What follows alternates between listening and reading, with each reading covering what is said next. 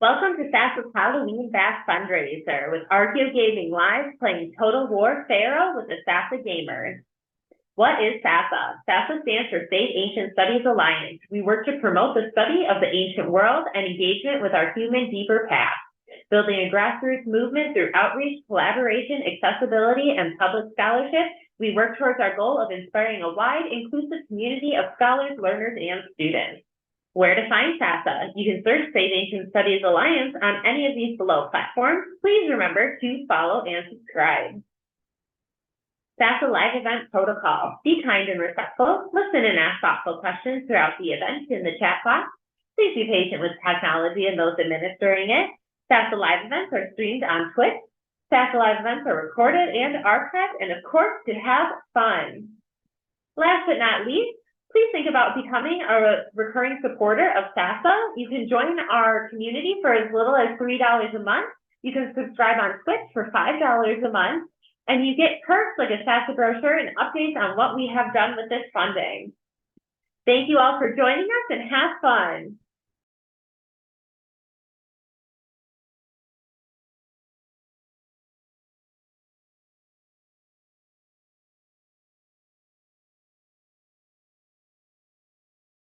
There soon, and then like the intro. We are Brianna, on now, actually. Yeah, okay, that's good, because Brianna's having the internet issues, but she's going to be lurking in the chat, which is great. All right. We need to reconfigure the cameras a little bit. Yeah, I don't know about our fourth guest, but if she appears, she will appear. If she doesn't appear, that's fine. Yes. So let's. We will deal with this. But no, I love the Channel Doom prints, because even it's like he's sitting on top of the palace and he looks down and he goes, "What is that?" And he goes, "Oh," the guy's like, "Oh, that's a dog." And he goes, "I want that." And his dad's like, "Oh yeah, he's totally cursed, doesn't want a dog, like can't have a dog. I'll give him a dog." I'm like, yeah, like, sir, there are better options. There are crocodiles. There are hippos. Why dogs? Incorrect. It's a cat. Give him a cat. Yeah, literally no one in that story makes a single rational decision except for his wife, who is universally portrayed as being like the only level-headed person in the whole story. She saves him from the snake. Like, that wife knows what's going on, even though she was literally like a woman trapped in a tower, which. Oh, that's my other favorite thing. Like, I want to marry my daughter off to the first person who can jump 100 feet in the air. Jump 100 feet into a tower. Right, that story is just one of my favorites, and it's so upsetting that the ending is gone. We don't know what happened. Like, quick OBS question: how do I change the cropping on a scene? Oh, I should probably unlock it. That would be why it was locked. Yeah, you unlock it and then you crop. So. But this is great conversation, because last time we were reading the articles about the names of dogs and cats and other animals. I did my thesis about that. So we can continue. That's fantastic. Absolutely. That's great. So you're doing the job for me. So I'm just going to be here as like the MC, and then you guys can talk about ancient Egyptian literature to your heart's content. What's the button to change the cropping? I think it's Alt or Shift, one of the two, and you press it down. Attempt with either. I also had to reconfigure. Does it work? No, I can't get it to. It just really wants to show Pharaoh. Let me try something. Sure. Oh. Okay, so that'll. Okay. So no, you can't see it, but she's on there, so that's good. I'm on there. Okay. And then I will stream the game again and see if it pops up in a different portion of the window. Interesting. Or you could restart OBS, because OBS does that too. It does not. It does not do that, and also, yeah. Well, that's. Can I rearrange the windows within Discord? Let's try that.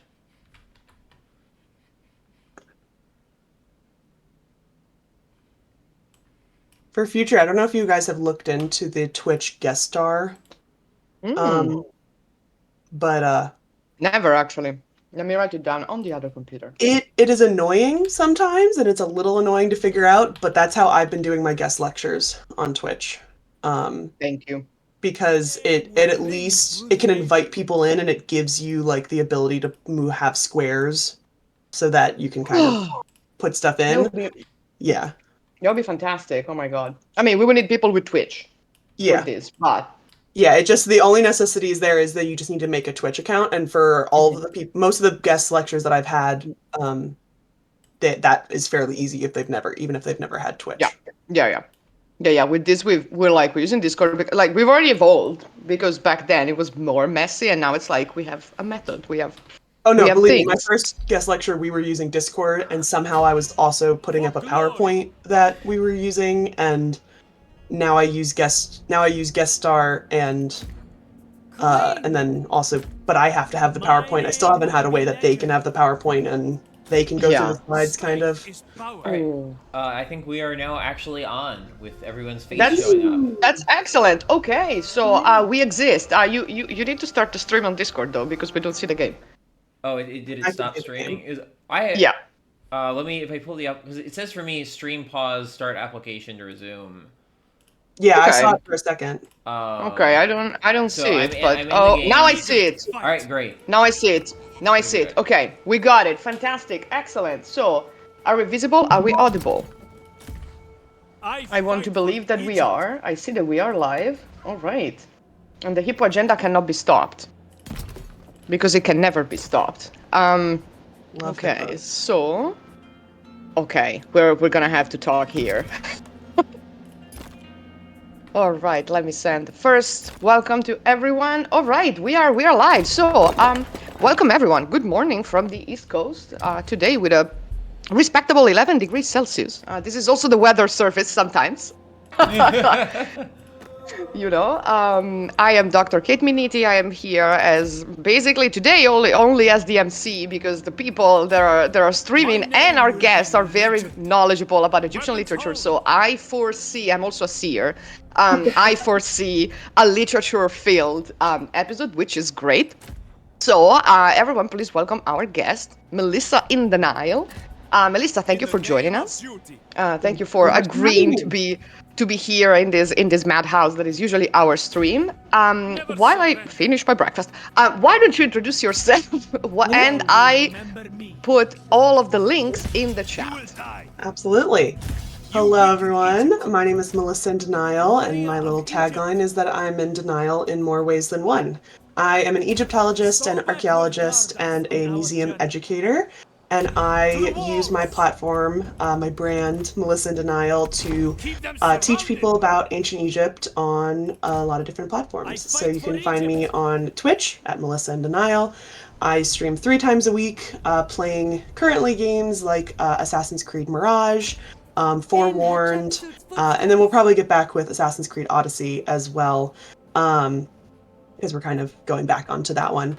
And then over on my TikTok is the main place that I post content. I have a couple different series. We'll admit I'm in a little bit of a slump at the moment because work has gotten very busy. But I post about Egypt news, so there will be some videos coming out later today about some recent discoveries in Egypt and some museums reopening.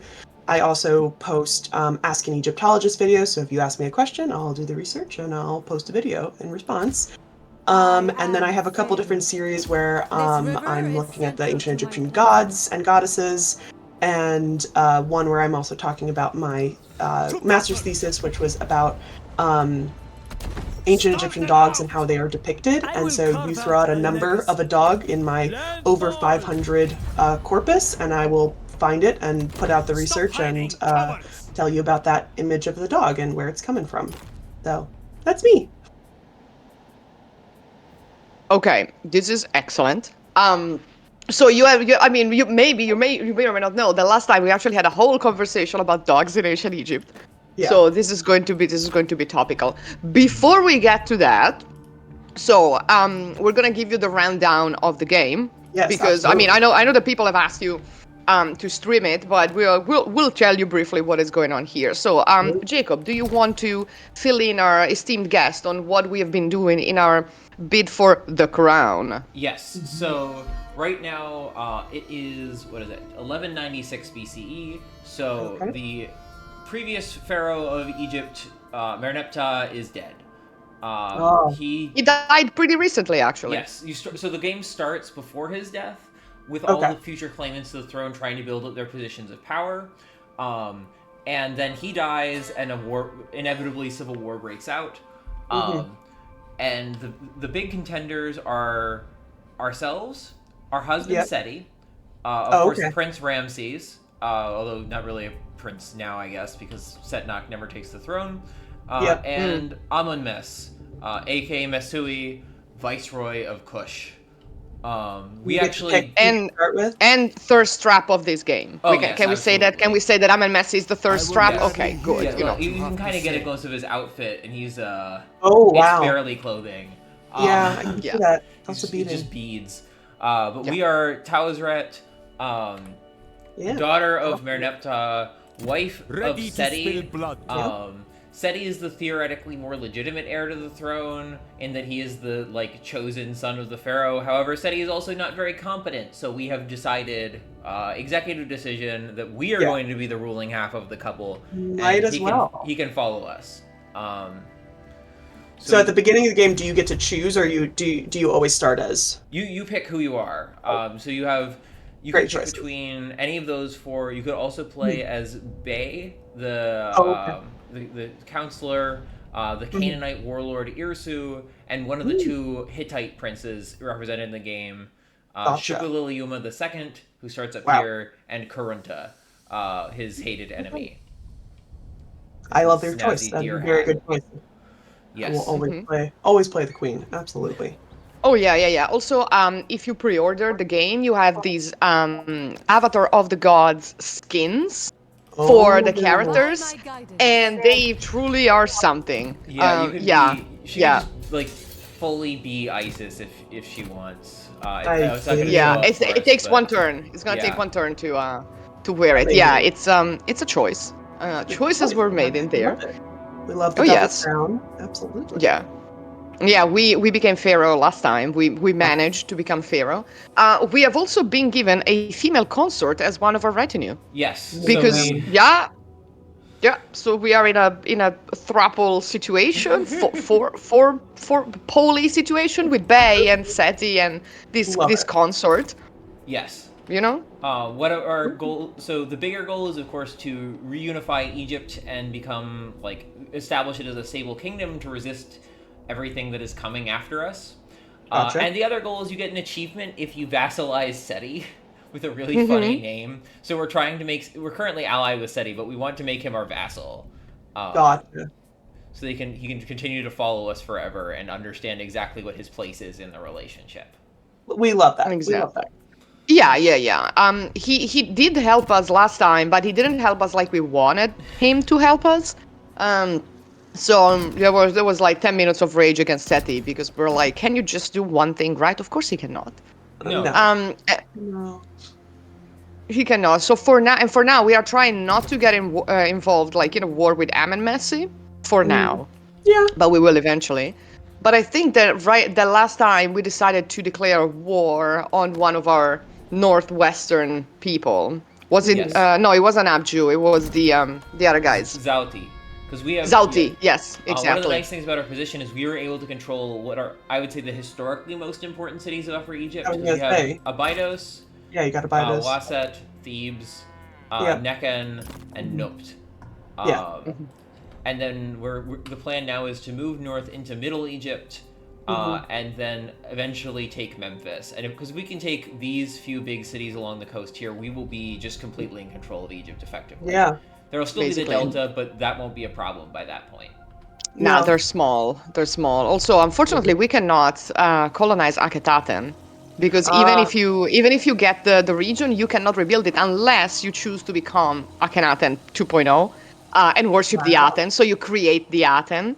I was gonna say I'm very surprised that it's on the map, but I love that it is on the map. It's destroyed. It's destroyed on the map. It's on fire. So that's amazing. I love that. Yes, basically. Yeah. It's a small little detail that I wouldn't think that they would include, but that's really great. Yeah, because one of the things you can do is you get different legacies that you can pick from. We have chosen the legacy of Khufu the Builder.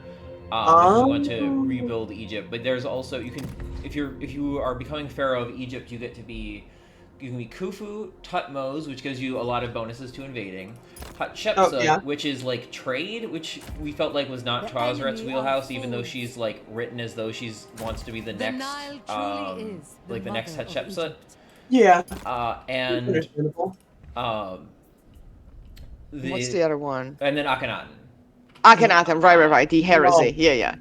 And Yeah, Akhenaten, you can of course in this game you can interact with the Egyptian pantheon, and as Akhenaten, what you combine several deities into a single deity. I knew I would see eye to eye with a But you can also choose like Canaanite or Hittite deities to create the Aten. Yes, you can. So the Aten could be like a combination of Ra and Yam if you wanted. Whoa. Yeah. So last time I think we had like so the first time when we played this game like in the early access, we actually chose the Akhenaten legacy, and we created the Aten, but like with a male god and a female god.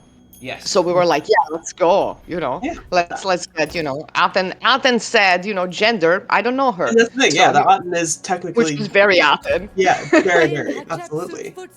Yeah. So we're, in these kind of games, we have to, you have to deal with the administration of the cities and then fight on the battlefield. I can tell you right now, Jacob is damn good at both. But like the fighting, so Tawzret's special units are chariots, which is great. So she has her own chariot, and then her special units are like these fantastic charioteers that always like bring the pain on the battlefield. Yeah. So we're really looking forward to that, and we also have the Oasis coming, and then of course around turn, well, I can't tell you because spoilers, the sea people start coming in. The sea people we're already getting a few sea people, but being in kind of the middle of Egypt, they're less of a problem than they could be otherwise. Yeah, the sea people start coming and they don't stop coming. Yeah. So they just arrive, and it's waves of them. So you actually get the forecast, the sea people forecast at the bottom right of the screen. Oh my god, that's so funny. And then you have ambitions that you can fulfill throughout the campaign. Yeah. I think I can actually get everybody back to positive happiness. I want to see if I can do that. Because who isn't? No, not West. Who isn't happy? No. We need to raise them. Oh, it's these guys. It's them. Oh, of course it's them. Well, yeah, we gotta kill people. That's okay. That's fine. And we also found out that you can rename your generals, so we've been giving them good, proper Egyptian names, because sometimes they have names that are like. I was gonna say, how is like that's something that I've encountered in a lot of video games where, especially honestly, Forewarned is one of them, where like they're so close, but they're not like literally Ophirus is one of the Magi, which I'm just like, I understand what you're trying to do. But like the PH is not really a sound. Like we have an F sound. Like write it with an F. Like exactly. Don't transliterate the Greek way. We don't need that. We're not Greeks, right? Yeah, and that one is so close to Osiris that I'm just like, that's not gonna happen. No one's gonna name like a Magi like that close to like Osiris. But of course, you're right. Like the Greek version, like not even West Era or something. And there's also one that's. There's one that's Ramosa, which is the only one that is like, that is an actual name that I have seen and whatever. But the other ones are Deccan. Deccan is one of them. Nekref, which like they're close, but they're not horrible. Yeah, but they're not real names. No, here they actually use the Egyptian names of the cities. I know, and I do like that. Which is great. I have to retranslate it in my head and remember what they are. Like, Abaju is one, I'm like, I know that one, and Wasa is one, but then any other one, I'm like, okay, I gotta think about this for like 5 seconds. I think I kinda know this one. It's one of those things that are not at the very forefront of my mind, are all the Egyptian names of cities that I usually have to look up. Fair. I see all. Okay, let's see. So, well, now we're like, how are our armies going? Yes. Like, she's up there. She's also not wearing the Isis garment yet. She is ma'am. not. Let's see if we can. Yeah, it's not letting us equip it. Maybe because of the crown or something like that. Oh, because of the crown. Oh, we can't be Isis and wear the double crown? No, but the double crown gives such good benefits. Yeah, no, so we need to keep don't take that off. Absolutely not. No. Let me find an image. And I'll send it, actually. Yeah. I fight for Egypt. Pharaoh. also the whole thing is called Avatar of the Gods, and like, could we not say living image of the gods instead of avatar, Oh, which is a yeah. Sanskrit word, right? I It would have been agree. a great pun. No, that would have been, yeah, that would have been really good. But then you'd have people talking about Tutankhamun, and then you'd have to bring up the whole Tutankhamun thing. Yeah. Fight. We can afford a little bit of My throw forces back will that grow. one. I'm definitely very impressed by like the iconography and how everything looks, like even those little cards Oh, following yes. following canon of proportions and things like that. And this is like, I mean, and it's a great map too. I can tell it's a little bit condensed, but not too bad at all. Actually, this is the only issue I have with it is that a whole bunch of like they moved a bunch of things into different provinces so that like you would have some of the big monuments spread out. But like Yeah. Jesseru Oh. is not in it's next to a Oh wait, Bidos. oh I didn't Like even. there's like 4 monuments in this game that should all Yeah. be literally right here, but only Yeah, I one of didn't them realize actually that's is. what that was. Yeah, so you Yeah, have that could be. oh, actually, no. The Great Temple of Abydos is here. That should be here. And Jesseru and Deir Medina and the Yeah. Valley of the Kings should all be right here. It's weird. Huh. Because They expanded a little too much. yeah. Yeah. Well, that's weird that they would just flip it, but I was gonna say this is where pretty much Abydos is in relation to Thebes, with maybe a little bit of stretch on the Nile and It's stuff. a little. Yeah, 'cause- I'm currently planning my first trip to Egypt, and so one of the excursions is to go over to Abydos, and so I recognize that it's around that curve because I was looking at maps the other day, like how long it would take to get there and all that. Yes. Um. Yes. Actually, I was going to ask what I am unmatched. what museum you work at. Just thinking about the Abydos stuff.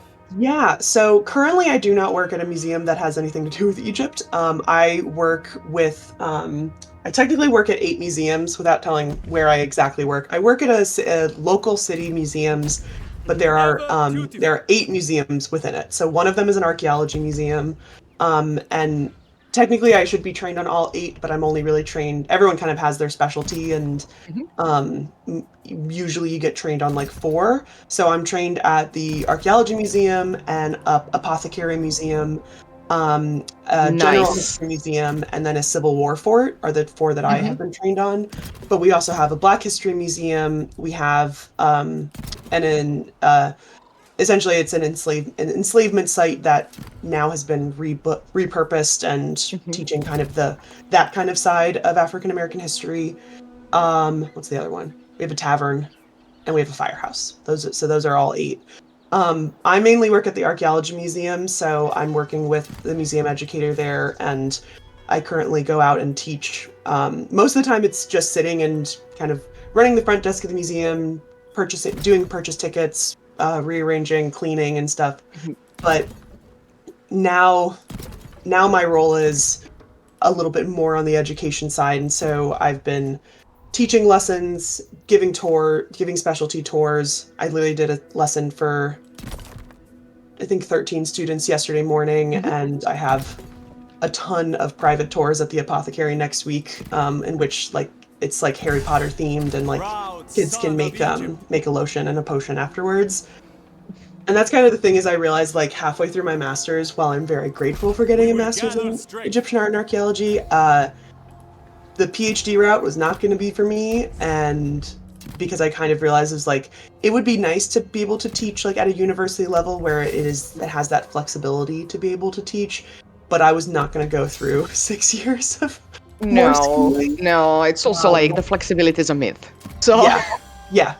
And I graduated in the pandemic, so I graduated my master's in 2020. So, and then I couldn't even really immediately go into like a job because I still had 2 more classes for a master's or a graduate certificate in museum studies. And so those 2 classes were not being offered until the next spring. And so I literally kind of had to just lay low because I'm like, I'm not getting a job and then for a couple months and then say, sorry, I have to take these 2 classes. Yeah. Bye. No, fair. Fair, that makes sense. Yeah. But that is where Melissa in Denial began, is pretty much in September 2020. I was like, I had discovered kind of halfway through my grad school program that I had done an internship at the museum that I'm currently working at. And I was like, wow, I really like education. I really like working with kids and talking with them about history and especially archaeology. And so I was like, well, like I kind of could foresee that I'm probably not going to be able to work at a museum with Egyptian objects like anytime soon. And so I was like, well, at least I could teach people online about it. And so Yeah. I started essentially MelissaInDeNile started as a blog and an Instagram where I would do 3 weekly posts: Mummy Monday, Women Crush Wednesday, and Fun Fact Friday. And essentially that's kind of where it started. And I did that for about a year until a lovely Instagram horrible thing where they half blocked me because I had a link tree and they don't shadow like banned. Yeah, Assholes. It was this awful thing, and it literally just had to do with me having a link tree, like the specific link tree and not another one. So that's why I don't have a link tree now. Oh my God. And that kind of like crushed me for a long time, because that was like 6 weeks that I couldn't post on Instagram. By that point, I had started slowly but surely posting on TikTok, but I was very nervous to do that, and then eventually that kind of popped off. The first series that popped off was my gods and goddesses of ancient Egypt, because I started with all the gods mentioned in the song "Playing with the Big Boys Now" from the Prince of Egypt. Yes, thank you. And people really liked that, and I was like, okay, cool. They only talk about a very limited amount of gods, some of which are not even that big or like worshipped heavily. Yes, like just with the rhyming scheme, and so then I kind of extended that, and then we've done like a lot of them. There's still a couple that we haven't done, but I haven't posted one of those in a while now. But yeah, and that's kind of, and then I started Twitch only about a month after I did Instagram and stuff, because I thought it would just be fun. Honestly, it's because I owned Assassin's Creed Origins for over a year and hadn't been able to play it because I had a laptop that wouldn't support it. Okay. So villain origin story. Actually, Origins was my first Assassin's Creed game. Because when I was living in residence in Vancouver, my neighbor, who now works as like a dev, like a video game dev, she had a PlayStation, and she was like, "Oh, I know that you're studying this stuff and you're doing well." I wasn't doing Egyptology anymore because I'm a recovering Egyptologist, but and she was like, "Oh, and I got this new game that's like Assassin's Creed and it's like in Egypt, and like, would you like to play it together?" And I was like, "Yes." So I would literally camp in her room watching her play and like commenting on it. And then I was like, I need to get this game, but my old laptop could not hold it. So I was like, well, if I pass my comprehensive exams, I'm gonna get myself a new laptop. So I passed the exams, and then I got myself a gaming laptop, which I just, sent into retirement in a farm upstate. And then my then girlfriend and a wife actually bought Origins for me, so I could play that. So it was like, that was my first big Egypt-based game apart from Age of Mythology. And my first Assassin's Creed game. So I think like Origins has been the gateway drug for a lot of people. Absolutely. Either into Egypt or into the Assassin's Creed series. Yeah, I think it was like in the middle of my grad school program, and one of my friends, one of my cohorts, she was really big into playing Civilization. And so she knew about this thing. I can't even remember what it was, but it's something that's pretty, I'm sure lots of gamers like actually know about, but essentially it's like they have like special sales, and like every month they're like, you can get a huge packet of all of these games for like really cheap. Humble Bundle, that's what it was. There you go. So it just happened. She texted me and she goes, "Hey, the Origins is going to be on the Humble Bundle for $11." And I'm like, I'm buying it. I don't even have a computer. I'm going to buy it. And so I bought it. I need this. Exactly. And that was kind of, and again, I bought it because it was cheap and I knew I wanted to play it.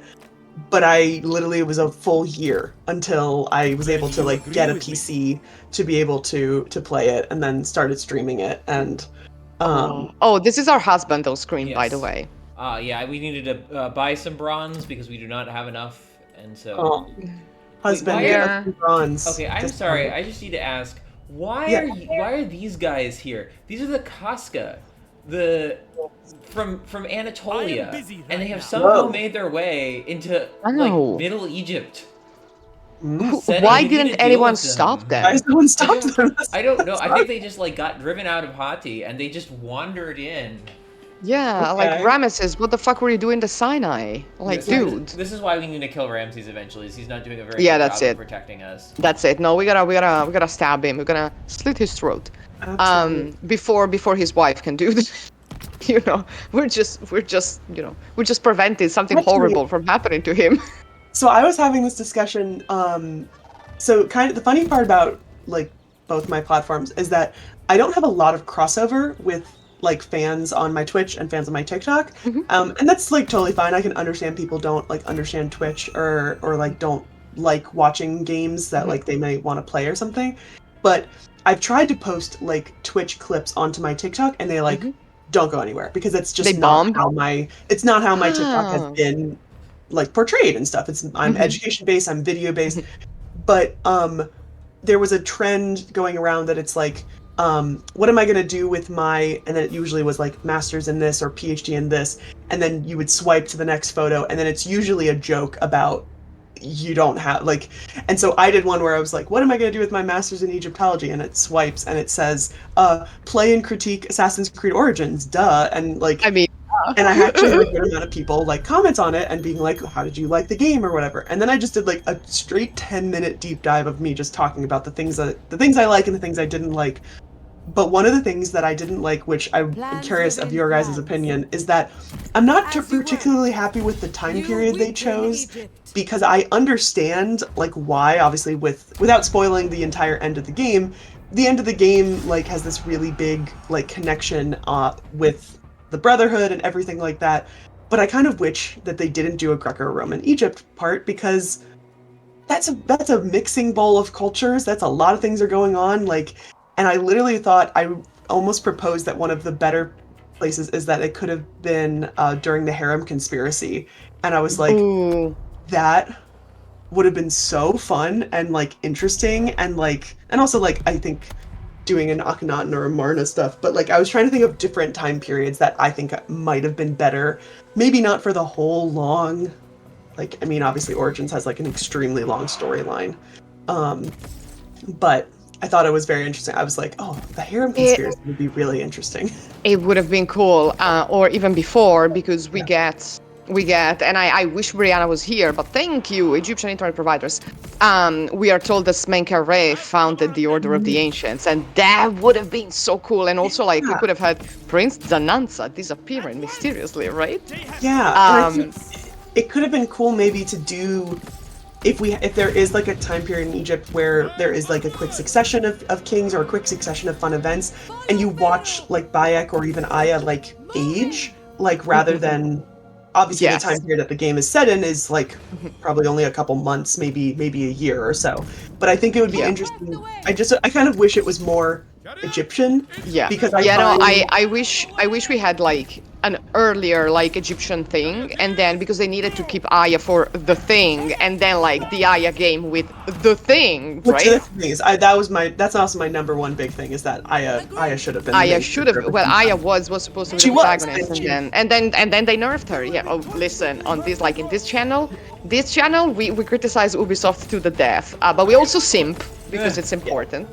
Yes. And every time we stream Origins, the only attire that is allowed is the towel for Bayek. Because it's the only one that is historically accurate. Amazing. And speaking of historical accuracy, these are the chariots. Yes. So you are actually seeing the chariots in action.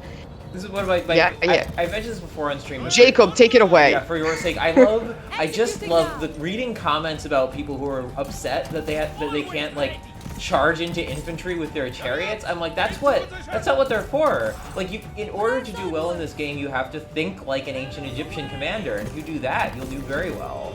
But you can't just do things that these tools are not designed to do.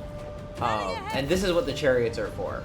You just move around the enemy so they can't hit you, and harass them, and wear them down so that the rest of your army can come in. Yeah, we are not the Mariano. We gotta do our own thing. I was gonna actually say, I was like, I thought the chariots would just like run straight through, but I can understand that would No, because actually I can show you damage this. chariots and people Look at there. these. These are just like baskets. They will break if you you try and throw them into like a tight infantry formation. So you got to keep running away from them, and then they'll try and chase you, and you can just shoot them while they do it. Yeah. Yes, and the chat is saying that they're kind of the ancient equivalent of light horse archers. Yes, Yep. yes. Yeah. Oh, exactly. It's just that you got two people, two horses, or instead of one person, one horse. It's like the better version of it. But it's like if you've ever seen a chariot, it's a basket. Like the chariot is going to break if it hits you. You're not gonna be fine, but the chariot's also going to break. So. Yeah, the only melee use you can get out of them. They're good against like these like light archer type things where they really can't do much against you, but anything else is just you're not gonna have a good time. Yeah. Yeah, they have a lot of maces, but like they're mostly the trash. Yeah. Yeah. Yeah. Also, yes, they will get swarmed by the infantry like a wasp getting swarmed by a ton of bees. Yes. Yes, we are wasps. In this case, we are just angry and bigger and scary. Oh yes, the Egyptians loved comparing their soldiers to wasps. That was the Egyptian Medal of Honor, the Gold of Honor was a bee. Yeah, it's a bee, a fly, or whatever. I do love the fact that Grandma Ahotep gets the Gold of Honor. Yeah, I want to believe that she went and just look cool for her soldiers. As problematic as that grave is, it has many problems. We read the volume on that in one of my classes recently. She's such a cool figure. She's a very cool figure. Absolutely. Yeah. It's a very interesting little time period, and that would be a very interesting. That would be a really cool thing. It's also like at that point, like who's left of the royal family that can be the figurehead of the army. You need to send Grandma. Yeah. I think that would be a great time to kind of talk about and have a game like that where you're kind of the secondary person like Bayek, and I've always sometimes described Origins as like a Forrest Gump kind of story, which I use in reference to anything where, and there's a lot of different movies and pop culture moments that I kind of describe as like a Forrest Gump moment, where it's you are a normal kind of person and you are somehow interacting with huge historical events in a quick succession, and so like Bayek is that. Like Bayek is going through, and the same thing with Cassandra in Assassin's Creed Odyssey. Like there are these. You are just this secondary kind of outside person who are just like looking around and doing all this stuff, and so you can place them in any time of conflict. Yeah. Because they're not really affecting it as much, because sometimes it's like it's gonna happen no matter what you do. Yeah, exactly. And the good thing with Bayek is that he really is into something that is much bigger than him, and he really does not understand how big the thing is until the very end. Whereas Aya has the clear vision from the get-go. Because he's a himbo, right? He's the trophy husband. Absolutely, power queen. She's just gonna go for it. We love her. She's like, well, the word sucks, so we're going to change the word. And Bayek is like, but why do we have sex? So she's like, no. It was so difficult to go from Bayek and Aya to Cassandra because Bayek obviously just had this like even Aya didn't totally have it as much as him, but he was just like this just good doer. He is just going to help the people and just do like this. And then you go to Cassandra and she's like, I'm a mercenary. And then they add in the factor of like the butterfly effect. Depending on your choices, things will change. And so for the first oh my god, probably 4 streams of that, I would have to sit there for a good 10 to 15 minutes and to make a decision. Because and then finally I essentially had to form Cassandra's mindset in my mind, and then I had to keep with it and follow it the entire time. So, and I kind of went back on it sometimes at the very end because of things that I could tell was happening in the story. Like with her brother, I was literally just like, no, I am gonna kill him. And then he became so powerful, and I could not fight him that I'm like, I guess we're just gonna have to let him live because I'm not fighting him. Yeah, no, exactly. And but yeah, it's very different kind of going from like the mercenary that's going to do anything just for herself, the very selfish version, but also not. But also not really, but no. But I think that's also why people like Bayek a lot, because he's a little clueless. Yeah. Like he's good and he's effective and everything else, but he's a little clueless on the big cosmic things. Just a tad. He's just gonna do the best he can. Oh, let's go. Yeah. Oh, I hate his shield, but yeah.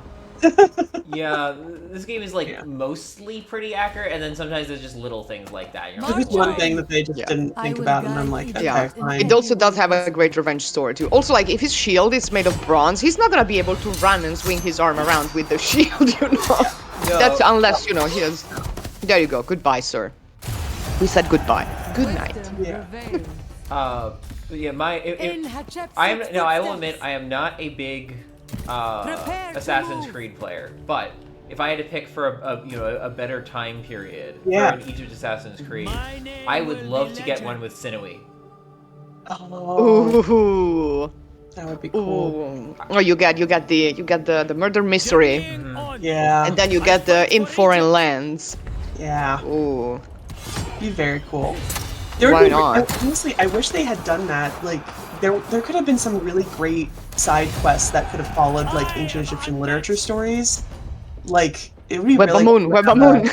My name Well, will like, be I think it'd be really legend. cool. Like Bayek suddenly stumbles upon and he becomes the shipwrecked sailor, and there's just a giant snake. Like, Oh, I mean, yeah. That would have been great. That would have been great. But then again, you can go meta because he would have read the tale of the shipwrecked sailor, yeah, right? and So it would have that's- been like, wait, I read this somewhere. yeah, I think that would have been very interesting. Is that maybe somebody tells you that story first, so that at least the viewer who may not know that story knows it, and then suddenly, like the guy tricks you, and now you're in the story, and you have to like navigate it through it. Like that would have Yeah. been so interesting. Oh yeah. Or as Billy tells us in the chat, the end of the Sixth Dynasty.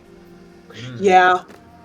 That would be a good option too. Also a big there's mess. definitely a lot of different options that I think, like I feel like the easy way that they just, because they picked the Greco-Roman era, is because now you have all the different forts for the Romans who are your enemies. Like if you had done any time previously to that, technically the enemies would just be Egyptians, which doesn't exactly work because you're a Magi and you're kind of also like you're an Egyptian too. So it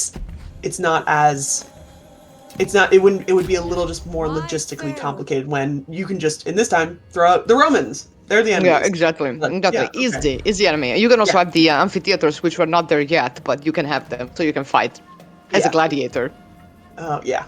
for reasons. And that's kind of the big thing, is that that is not a time period that I'm very that I know a lot about. I am much more New Kingdom, and probably know a little bit more even about the Middle Kingdom or Old Kingdom. And so that time period, people would ask me all the accuracies, and I'm just My like, name will be like legend. I know the story, and but that's like kind of at the basics of the story that I know is like what we were kind of seeing. Eager to fight. But I also find that a lot of Long journey ahead. people, there will be certain things that will be discovered dating to that time period, and people will say I the go Egyptians where I invented it, and I'm like, No. no. My example that I always use is that there was an article that came out a couple years ago about how a bowling rink was found in Egypt, and that it was the equivalent of like a long lane with like lines, and then these things that you are going to topple over, and it kind of looked Pins. like a modern, pins of some sort. And that the article was saying ancient Egyptians invented bowling. And then I looked at the article and I read into it, and I'm like, this is dating to the Greco-Roman period. Honestly, it might have even been dating to the Roman period, but was found in Egypt. And I'm just Right. like, okay, but how do we not know that somebody didn't bring this here? That Right, they have other exactly. evidence of these things other places. And so it's always been kind of a pet peeve of mine, where it's like the Egyptians invented something, but you're looking at a time period where there is such a mixture of cultures, and you're like, where's it did coming they? from? Like, Yeah, exactly. you could find it earlier, sure, yeah. Yeah, that's But if perfect. you don't find Fantastic. it We love that. earlier, they didn't invent it. Like, you can't just say that, because like people don't understand sometimes that it's 5,000 years, 7,000 Yeah. years. Like, there's so much time period. It's a that, long like- time And period. that things aren't universal. That's another thing that comes across, is like, these things are believed over that entire span. So I'm like, no. That's something I really try and By impress. Like, my I do divine museum command. tours also. Actually, just did Let one us begin yesterday, our and work. like, this is not Egypt is not a monolith. It is. Queen. So full of entirely their own cultures and different areas, and just changes constantly. And most of the time you can see those changes, like when you're looking at it over time. Like, hate to say it, the tombs of the New Kingdom are almost pretty much a direct response of well, we built these giant pyramids and people kept looting them, so like maybe we'll try I to do wonder it more- why. Like maybe we'll try to hide it a little bit. Like it's like this Yeah. kind of direct responses that you do see when you look at it over time, but then you also realize those thousands of years ago, they probably just were like, I don't want to build a pyramid. I don't Yeah, it's also I like don't we have our own pyramid, which is a mountain. Yeah. Yeah, that's also true, Right? yeah. And she's our mom, who's also a cow. Yeah. You know, Exactly. that works. Someone in the chat wants to melt their own brain, so I'm offering them a hook in these trying times. You know, we need to get that done. It's important. So in the meantime, oh yeah, court intrigue. We love that. Yes. So there's a whole Plans court within system, plans. and what I've found is As when you were. if you are not the pharaoh, it matters a lot. And once you become pharaoh, you are in such a position of power that you usually don't have to worry I about the am court as much as Pharaoh. like pure diplomacy, but you can still take Sounds advantage. very Egyptian. Yeah. Yeah. Where like everyone will continue to scheme below you to try and replace you, but as long as you are Another holding yourself up, opponent you should be outwitted. okay. Good. So we are now in control of this because the other province, this Shesep net, is controlled by this. We have a vassal in the city of Kentmin. And there are good friends. Yes. That's cool. Warrior of Egypt. They agreed. They agreed to be well, they were kind of forced, but we don't care. We are an imperial power. Like their opinion is not requested. Like it's not necessary. We don't give a shit. Also, yes, we are. Everyone is punching people with their bows. They Yeah, we're tested just us. knocking people out, man. Using whatever Yeah, we no, can. Strength is We're power. good. We're good. Yeah, they chose wisely to side with us, as it should be. As it should be, because now we can, Weakness we can will get all not of their be stuff. tolerated. Exactly. We can. Yeah. Egypt calls you to Yes. serve. Goodbye, hunters. You need to always Prove think your about strength in upgrading troops. battle. 'Cause, sometimes you just recruit some like meh soldiers to have somebody. Trash. My army will Trash, be you can say it. unstoppable. Yeah. Yeah. Trash units. It's okay. It's fine. We're not judging them. I'm gonna put everyone's links in there This as well. one will fight for the Give me cause. 1 second. I'm going to go For close. Pharaoh's glory. There's a sleeping doctor in here. Gonna go close the door and then I'll be back. Gotcha. So what is the goal I am at the unmatched. moment? Yes, so we're trying to take over Upper Egypt. Right now, we're at war with the city of Zauti, and so I'm trying to take out what is left of them in kind of this area. But the ultimate goal would then be to move north and control Memphis. Yeah. Yes. I mean, at this point, right? Good option. We are Pharaoh. We need Memphis. We need And we can build the Great Gardens? Question mark? Oh yeah, you can sacrifice people to build Oh my monuments. Did you know goodness. that? Yes, you can assign experts. They become experts and they are assigned to a tomb. Gotcha. I get the drift. Oh my goodness. This is Right? very- Yeah. So we are we are in the third intermediate period, but actually we are in the pre-dynastic Egypt and we are chopping people. I know. Yeah, we're gonna bring back And- that one. And it's true, chat. You can't unlock Elvis until you control Memphis. So it's important. It's important, and then we can make the Elvis sandwich, right? Would bananas be around at this time? I don't know where bananas. Bananas They grow would be here. around in Papua New Guinea. They were domesticated by various peoples in that area around the same time as wheat was being domesticated in the Near East, but it is it would not reach the wider world outside of the Pacific for quite a while. Right, yeah. and also there would be no peanuts.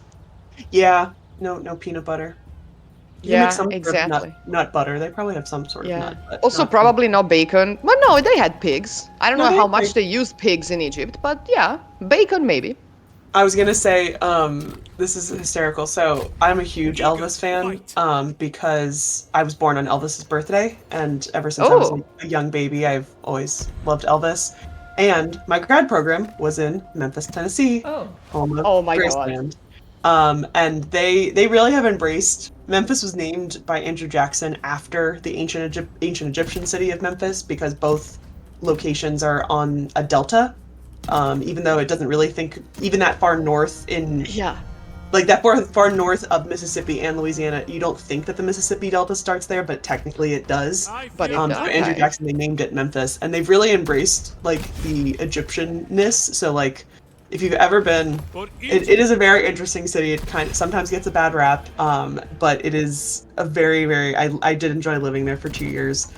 But there is a giant pyramid along the Mississippi. That one I know. That is the technically it's the largest Bass Pro Shops in the world. Yes. But I will tell you, do not skip out. It is kind of amazing. It's kind of, it's mind-boggling because it's enormous. So like, I've never been to Egypt. I haven't yet to see the actual pyramids, but like this thing is enormous and like, it's setting my mind for what I will see in the Yeah, future. so the actual pyramids are exactly like you imagine them, but like in a very different landscape Yes, than you absolutely. imagine, because you turn around and there's McDonald's. Yes. Exactly. So, but it's it's Yeah, something and- that leaves you. Yeah, and it just is it's a weird, in my opinion, it is a weird type of Disney World because it has like a huge enormous fish tank, it has a pond in the middle, it has crocodiles, it has Very literally- Egyptian. Yeah, very Egyptian. And then there's also just like a giant elevator that goes all the way up to the top where you can just see all of Memphis and stuff. And it's its own kind of thing, and it's very. I always tell people you gotta go see it once because it's kind of mind-boggling. But they really embrace like the Egyptian. That's why like they have the Institute of Egyptian Art and Archaeology there. But yeah, it's kind of just funny how my entire life I've just surrounded both Elvis Around Memphis. and then now Memphis, and I've lived also in cities that have Egyptian names for them as well. Like it's just kind of I just seem to keep following it no matter It where. just happens. Yeah. It just happens. Well, the New York State has all the classically named cities too, right? There's Syracuse, there's Athens, there's Absolutely. Ithaca, there's all Yeah. of that. This is actually Go, so, Jacob. yeah, in the Lehigh Valley where I live, it's actually even weirder. They're all named after places in like the Levant. So I grew up in Allentown, right? Nice, good English name. But Is there Megiddo? there's not Megiddo. No, these are all the biblical ones. But the towns next to me, Bethlehem, Nazareth, Emmaus. Yeah. Like that's what I got surrounded by. So to me, it was Know exactly almost where weird. you're- yeah. Like you look on a map and you see Bethlehem, and you're like, wait, there's another one like in in like I think it's in the West Bank, right?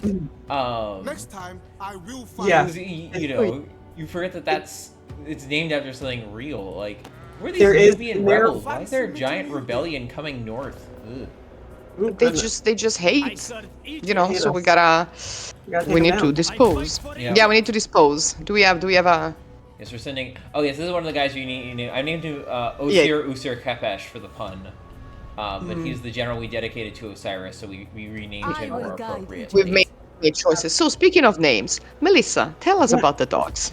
Yes. Oh, warrior please. of Egypt. Tell us So- about the good boys and the I'll say good that. girls. So, You I've already talked a little bit about grad school.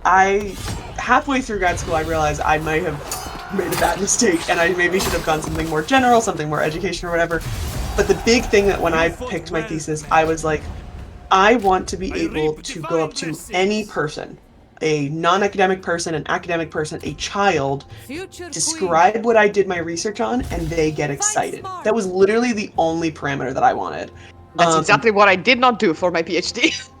And that's what happens. And that, like, I loved, like, my Now cohorts. roll I ahead. loved their thesis. They were very, very interesting. Journey onwards. But, like, one of them did one particular wall relief in one temple, and it was a suckling scene. And I'm just like, Yeah. No, Like- okay. I take that back because what I do usually gets the I didn't know that existed because I did Egyptian stuff in always Sicily.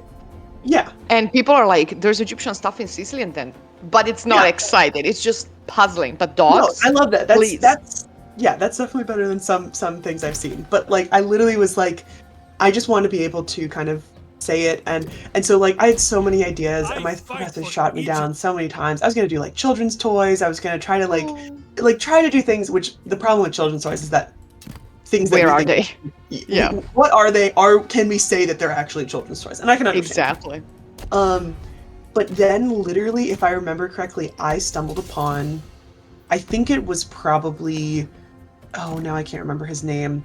It was in the Journal of Egyptian It's Archaeology. the article that we posted Fisher, last time. Yes, Fisher. Fisher. So I More stumbled names upon, of dogs than other animals. I stumbled upon that article and I was like, mean what? little, Dogs have but names? you have I was like, earned the royal really? oath. That's weird.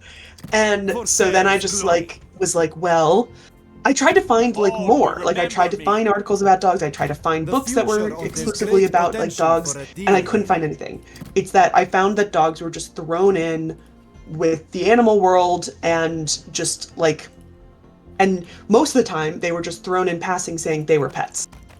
Like it was, they kind of just threw them in there, and I kind of was like, well, are they? Like, are they? And like, was pets? Because then I kind of was able to stumble upon something saying that like I accept without we can't really hesitation. call them pets because they would be working animals. Like, personal animals is a better term to use than pets because Right, it's not is the pet same. a category at this point? Yeah, it's not the same connotation that it is nowadays, where like the vast majority of animals that are probably living with people have no other like occupation, have no like are there like there are people obviously who will have farm dogs and things like that, but the vast majority of pets that are around the world have no Yeah. other use than to just be comfort animals and stuff.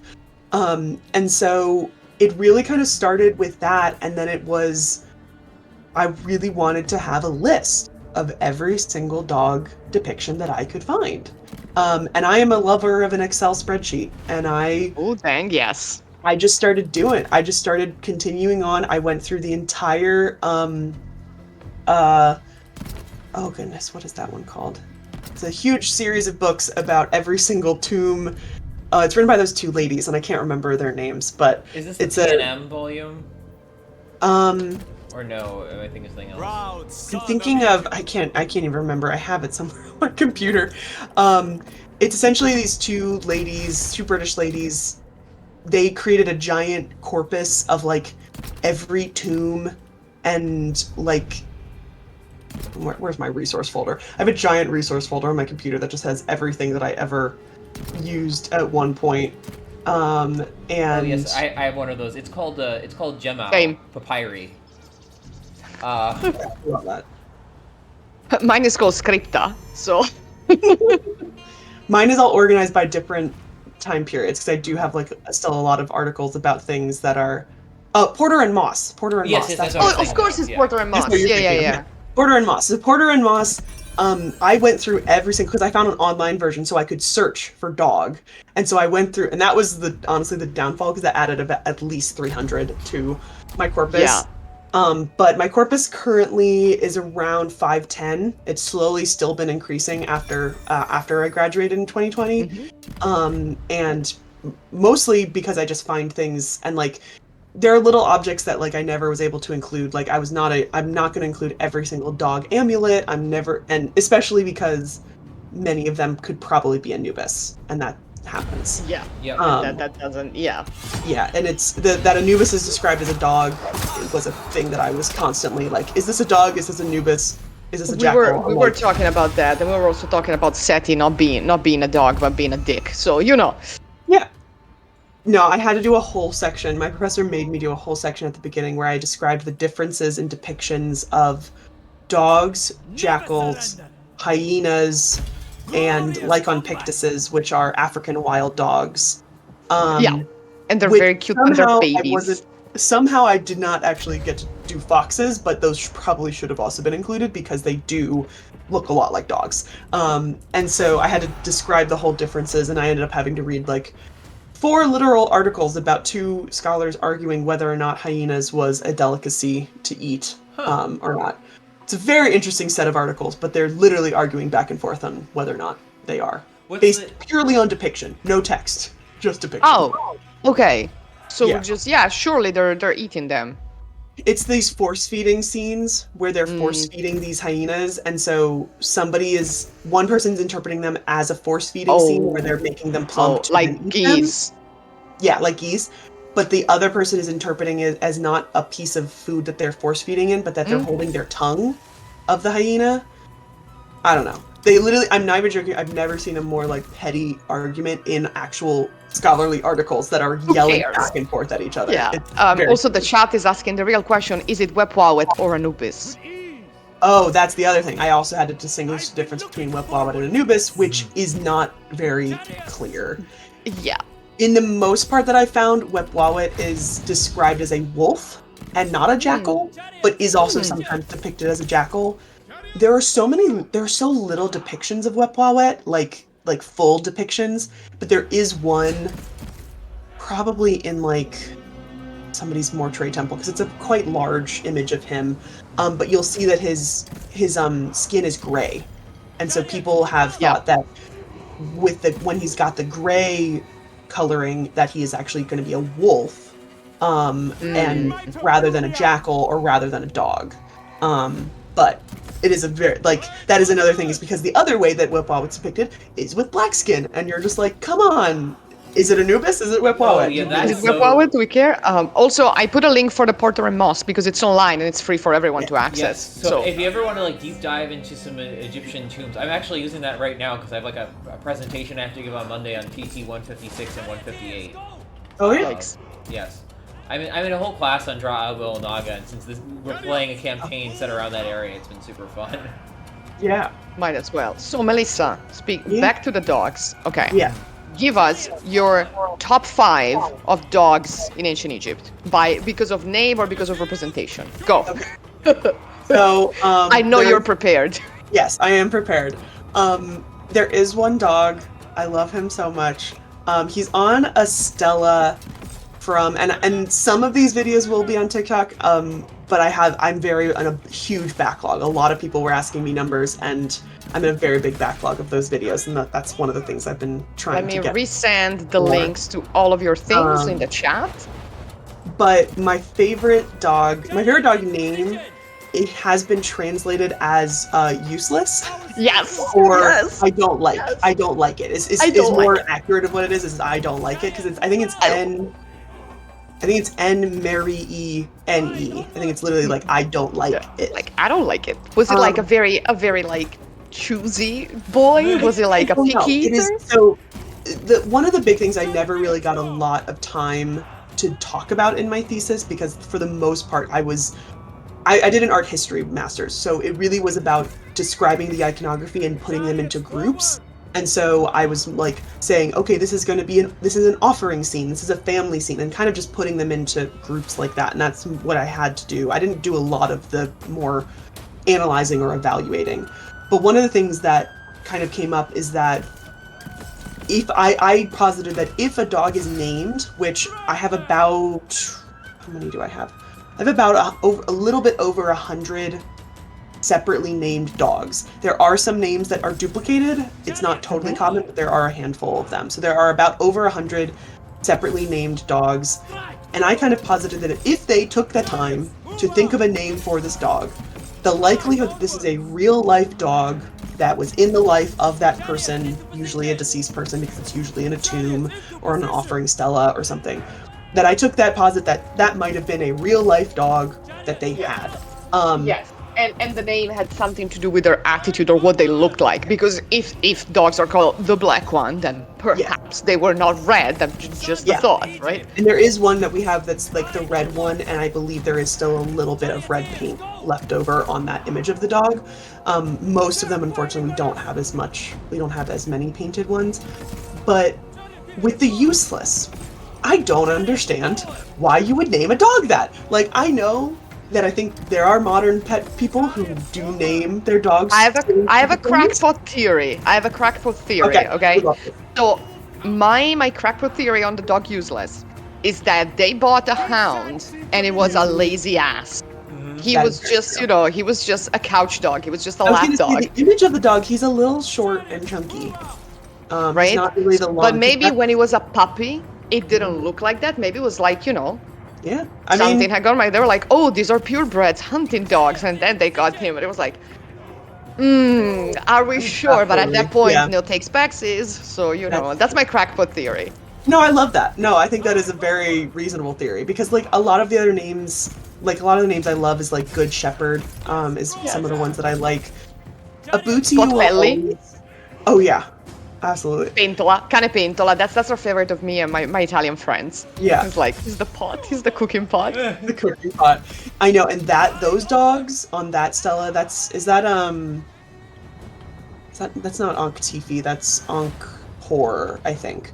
One of the Unks. Yeah, Ankh. So Ankh Tifi is a very interesting one. He has, I think, although it's not a very well preserved tomb, he probably has the highest concentration of dogs in one location because he has a massive archer scene where all of these archers are processing, and pretty much every single one has a dog. It's really, really badly preserved, but if every single archer had a dog, it probably is the highest concentration. Wait, is this the Moala Ankh? I think so, yeah. I'll have to look it up, but I think it may be. Here's my Excel spreadsheet. I had to bring it up the other day on stream because I wanted to. We were in Forewarned. There's a new option where you can get a prestige point, and you can actually buy a dog that follows you around. And so I wanted to look for my name of dogs to name my little corgi. So you name it Aya. So I went with Aya, which ironically I didn't even realize at the time is obviously Aya from Origins, but Aya is one of the dog names we have that's on a coffin, and the pieces of a coffin, and it has been described, not totally translated, but it has been described to possibly mean the woofer. So I thought that was really cute, and so I gave that to the corgi that follows me around. And I love that. I'm really big into Egyptian onomatopoeias. One of these days I'm gonna write a paper on the topic, but there's just like absolutely like they like the fact that one of the major terms for dog is yip yip. Yeah. Because they yap. The EU and the and EU, yeah, the thing in the howl. Okay, so we got useless. Okay, that you mentioned. Okay. What other dogs did you mention? We talked about Potbelly, but I don't know if it was in your top 5. I just threw it in there. That one, honestly, I think I'm on my list trying to find those ones. That one, honestly, all of those annoy me so much because so many people have like, that one is that honestly is the only paper that I have found that it talks about dogs extensively, is because there are all these linguists arguing about the names. Here it is. This is, or no, not this one. I do like this one. There's a stela from he's the overseer of the Western Desert and hunters of the Desert District named Kai. He has 5 dogs on his stela. The dogs' names are Abu, which we haven't been able to translate, 5 new and 6 new.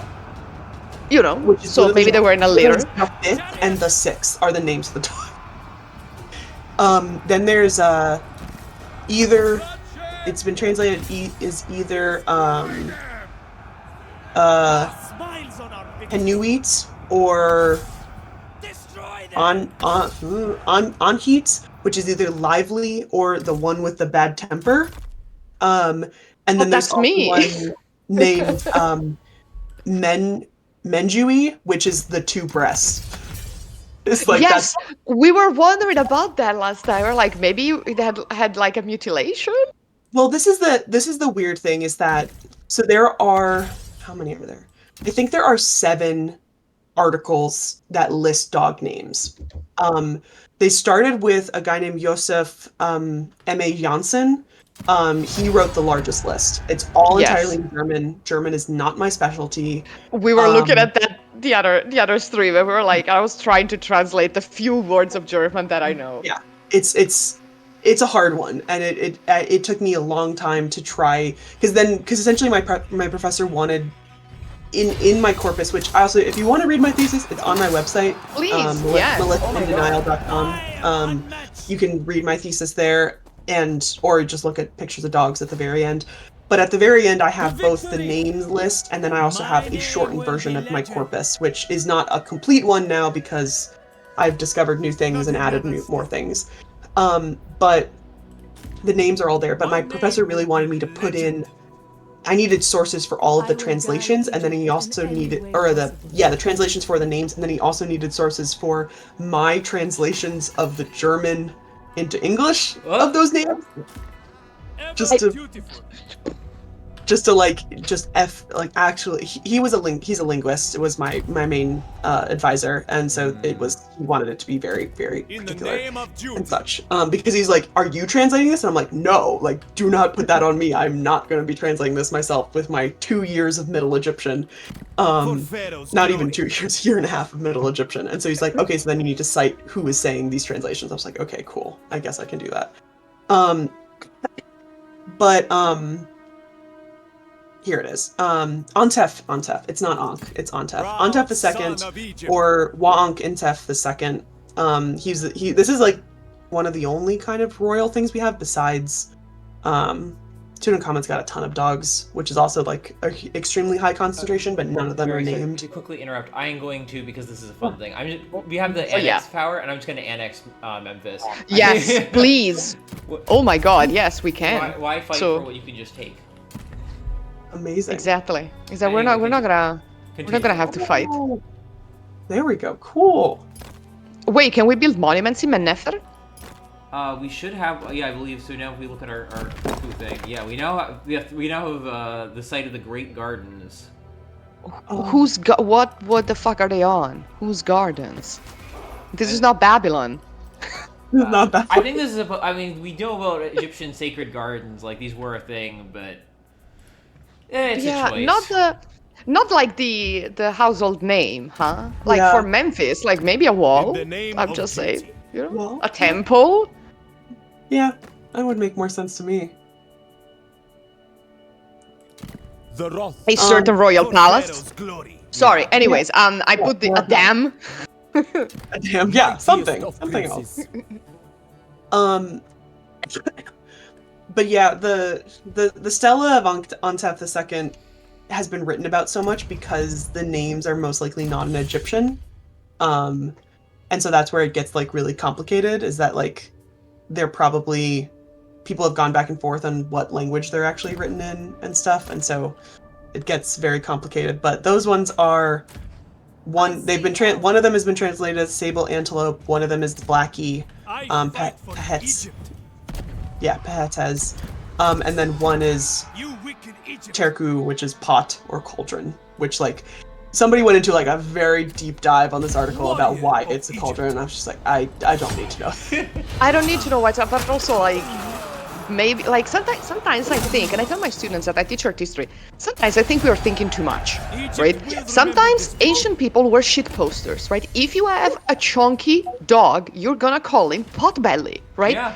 It's round, you're gonna call it Potbelly. Like I had a guinea pig whose actual name was Sappho, but we called her Slipper because she would become very flat and very fluffy, like a slipper when she slept. It happens, right? I was gonna say the other one that I really love is Detet, which is the fat one. Yeah. And like if I remember correctly, this is she's a female dog with suckling 3 puppies. So like she's literally just like the fat one because she's pregnant and like just had puppies. And I'm like, why are you gonna call her fat? But like I understand. She's full of babies. Yeah. Do you know the Reddits? There's a subreddit for rats, for pet rats. And one of the memes is my rat pregnant or full of soup? Yeah. Well, every time a rat is actually pregnant, the answer is it's full of soup. So. Oh my god! I had that happen to a friend of mine. He was he had adopted some rats, and he thought they were all male rats. And then he left them over spring break with some friends, and like, what are you feeding them? The rat has gotten so fat, and then 3 days later there were a few more rats. So they were full of soups. They were not actually all male rats. It turns I like out. that. I've never heard that in the rat community, but I have heard that in the hamster and bunny community, where they keep adopting those things. And I was to foster two girls, two guinea pig girls, and I was like, okay, so the person before me, was the one who was bringing them, and then she gave me a call. She was like, yeah, so one of them is definitely a female, and she's definitely pregnant, and her name is Mimi. We gave her the name Mimi. I was like, great. But the other one doesn't really seem like a female, so we called him Predator. I was like, well, that's... It was like, then they probably should be separated, correct? Right, correct, because I'm sure, well, we don't know if she was like, oh, we don't know if he's the baby daddy, but like, he's definitely a male. And he makes noises at her, so we called him Predator. I was like, yeah, that sounds like a male guinea pig because they rattle and they go brr, brr, brr. So I was expecting a monster, and then he was the sweetest, chunkiest boy. And when the babies came out, he was clearly the father. He really was the father. There could be no mistake. There were 2 mini predators and 2 mini mimis. So we're like, yeah. So we gave him the boys to raise, and he was raising his mini-me's. Love it. Absolutely. But yeah, it happens. It happens all the time. Yeah, I'm a lifelong cat owner. I've never gotten to own any small animals as a result because the cats, they'll eat them. They're not play nice. My dad says anything smaller than a cat is just a rat, and he never let us. So we only had like, and my mom's allergic to cats, so we can never have cats. And so I'd be like, but can I have a hamster? Can I have like a guinea pig? And he goes, no, they're all rats. And I'm like, what? But no, like. But they're not. They're not as smart. Guinea pigs are not as smart as rats. Bless their souls. My brother's class pet over the summer once, and that was the one time I had a hamster, and I took care of that hamster. My brother did not. And hamsters are so evil. They're mean. Oh my god. Oh my black hamster. My brother-in-law called us a few months ago and was like, yeah, so my girlfriend she's an elementary school teacher, and they had eggs in class, and they hatched, and he was like, and he showed us that he had like a box of chicks, and like they were babies and they were like feet, and we were like, For Pharaoh's why? Because I went to Catholic school and we want to learn the miracle of life around Easter. It is so confusing. Like in Italy, where I come from Easter, we would actually do the vegetable Osiris, but like for Jesus. So we would put like the fermented grain with cotton and like warm it up, and then the things would grow. And then when I studied Egyptology, I was like, oh shit. That's so weird. We just need the Osiris mold. And then it's that.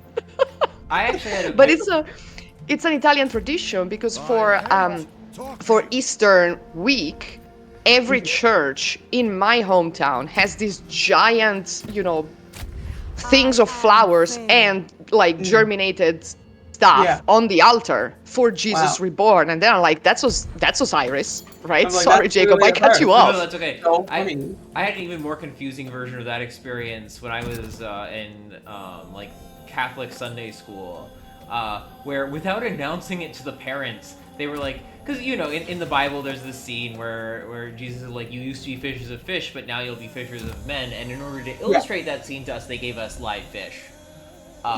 And they did not tell the parents that they were going to be sending all of the children home this week. Oh my god! With like pet fish. Amazing. So nobody had any resources to care for it. So I had this fish that lived for 2 months in like a piece of plastic and 30 seconds in a fish tank, and then died immediately because it's, it's a fish. But that was.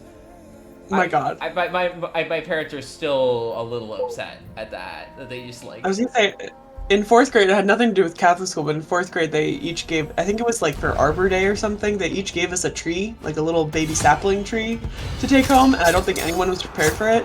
And I love that tree so much, and I planted it like really close in like my backyard, and the neighbor boy thought it was a stick. Just sticking out of the ground because it was really small and like whatever, and he ripped that thing out and chucked it into the woods behind my house. Monster! I cried and cried, and my mom made the neighbor boy and my brother go search for it in the dark of the woods. What a monster! Oh my god! Like this is not like Catholic trauma. Yeah, absolutely. And I remember, but I just remember looking back thinking, who had the authority to also give each 4th grade child a sapling tree that I could barely probably carry myself home? I love that everything is so confusing in like Catholic countries and Catholic schools and generally elementary schools. It's like there must be a better way to teach people, the miracle of life than not giving them fish. Also, fish one, that's absolutely hysterical. That's so funny. That's not even school. That's just like Catholic Sunday school. Like, like even less authority than just giving you fish.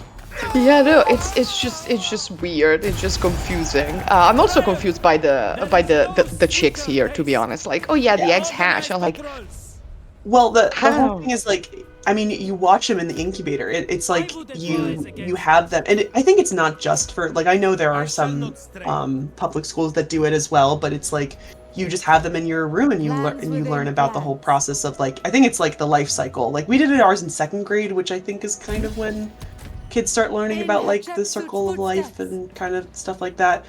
But yeah, we were told that the chicks did go to a farm. I don't know if that's true or not. Yeah, I don't. I also don't know. I want to believe. I want to believe that they did. They went to a farm. But a farm upstate, a farm upriver, maybe. To the walls. The other dog name that would probably be in my top 10, top 5 is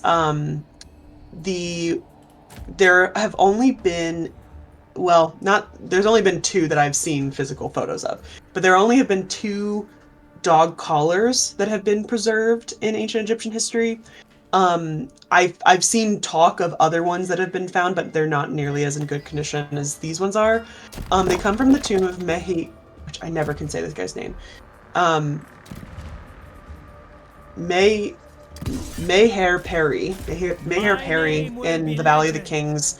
And he's a very interesting person too, who's like, we don't really know why he's buried in the Valley of the Kings, and his tomb was really not unlooted, but it wasn't that fancy or anything. But he was probably like, I think his title was fan bearer on the right of the pharaoh, so kind of a bodyguard, kind of a right-hand guy. And one of the theories, based on the things that are found in his tomb, is that he also might have been looking after the dogs of the king. The royal dogs, the royal puppers. And so there are 2 collars, and they're made out of leather. One's like a little bit of a red one, and one is a pink one with horses and dogs kind of going around. But only one of them actually has a name on it, and so it's literally like this is like the best evidence I have for like this is an actual named dog, because it's on his collar, like, or her collar.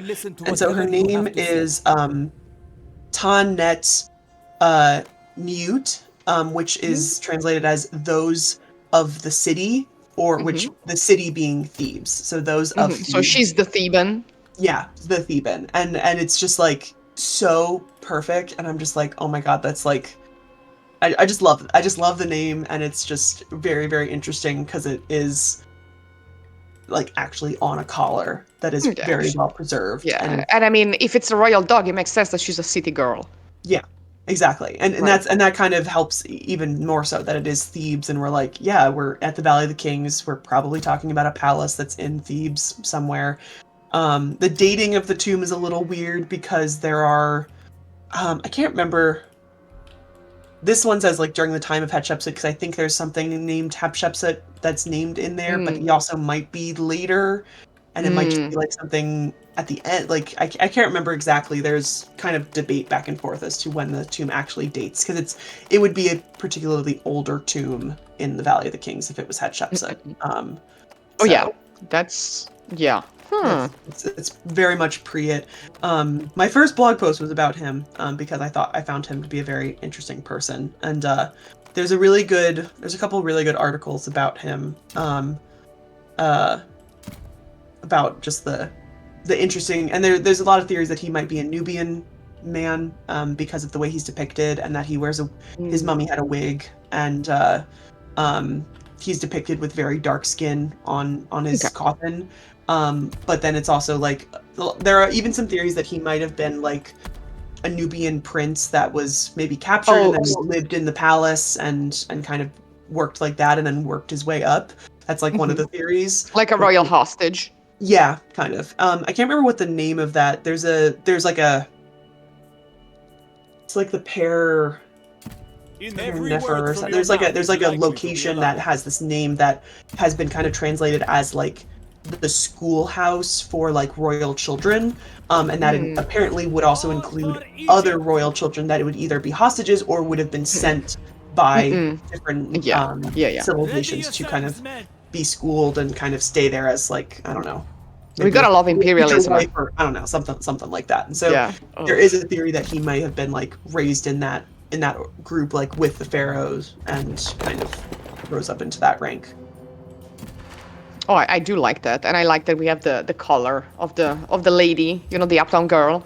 Yeah, Absolutely. I like that a lot. I also like that we were trying to vassalize people, but it didn't work. Yes, I was Am trying I right? to see. We just couldn't quite get. If Seti likes us a little more, we could probably try and convince him to become our vassal. We do. If he was a better husband. Exactly. If he was a better husband. We need to make him a better husband. We need to. What can we bribe him with? We need to fix Exactly. him. We can fix him. We can actually fix him. I promise he can change. Maybe. Maybe. Also, Billy in the chat is telling us, being a Catholic in the UK, the class's way of learning about life was looking at a very smelly. After you. Ew. They do smell. They're a little smelly. They're also incredibly wobbly when they're newborn. When I was working in Sudan, we were actually staying in a farm because our site was not a site yet. We were open it. And there were sheep and goats, and so the miracle of life was happening all the time. And then we had a baby donkey being born on Christmas Day. He was so fluffy and so cute. He was also always up for mischief. He was trouble. Oh yikes, we got our asses handed to us. He was trouble. He was the drama. He ran over our cook. Our cook was like run over by a running baby donkey because it had broken free. Oh god, we have the sea people in there, the Phrygians. Yeah, there's a few sea people hanging around in Memphis. The garrison of Memphis is really big enough to. Though the Teresh are apparently going to be showing up. Yeah, so yeah, sure, we can declare war. We don't care. We can. Yeah, my field school was in Italy, and there was a large shepherd and group of sheep that would pass us by every morning as we were walking to the dig site, and it was amazing. Where was this field school? So I did the Gabby Field School, which is just about an hour north of Rome, through University of Michigan and University of Verona. Yeah. That's a nice school. That's a nice field school, actually. Yeah. You're not the first person that tells me that they did the field school there. Yeah. Also, like anywhere. And very well funded. Also, anywhere like in the campaign, like in the countryside outside of Rome, Florence, and everything else, you're gonna have sheep and everything else.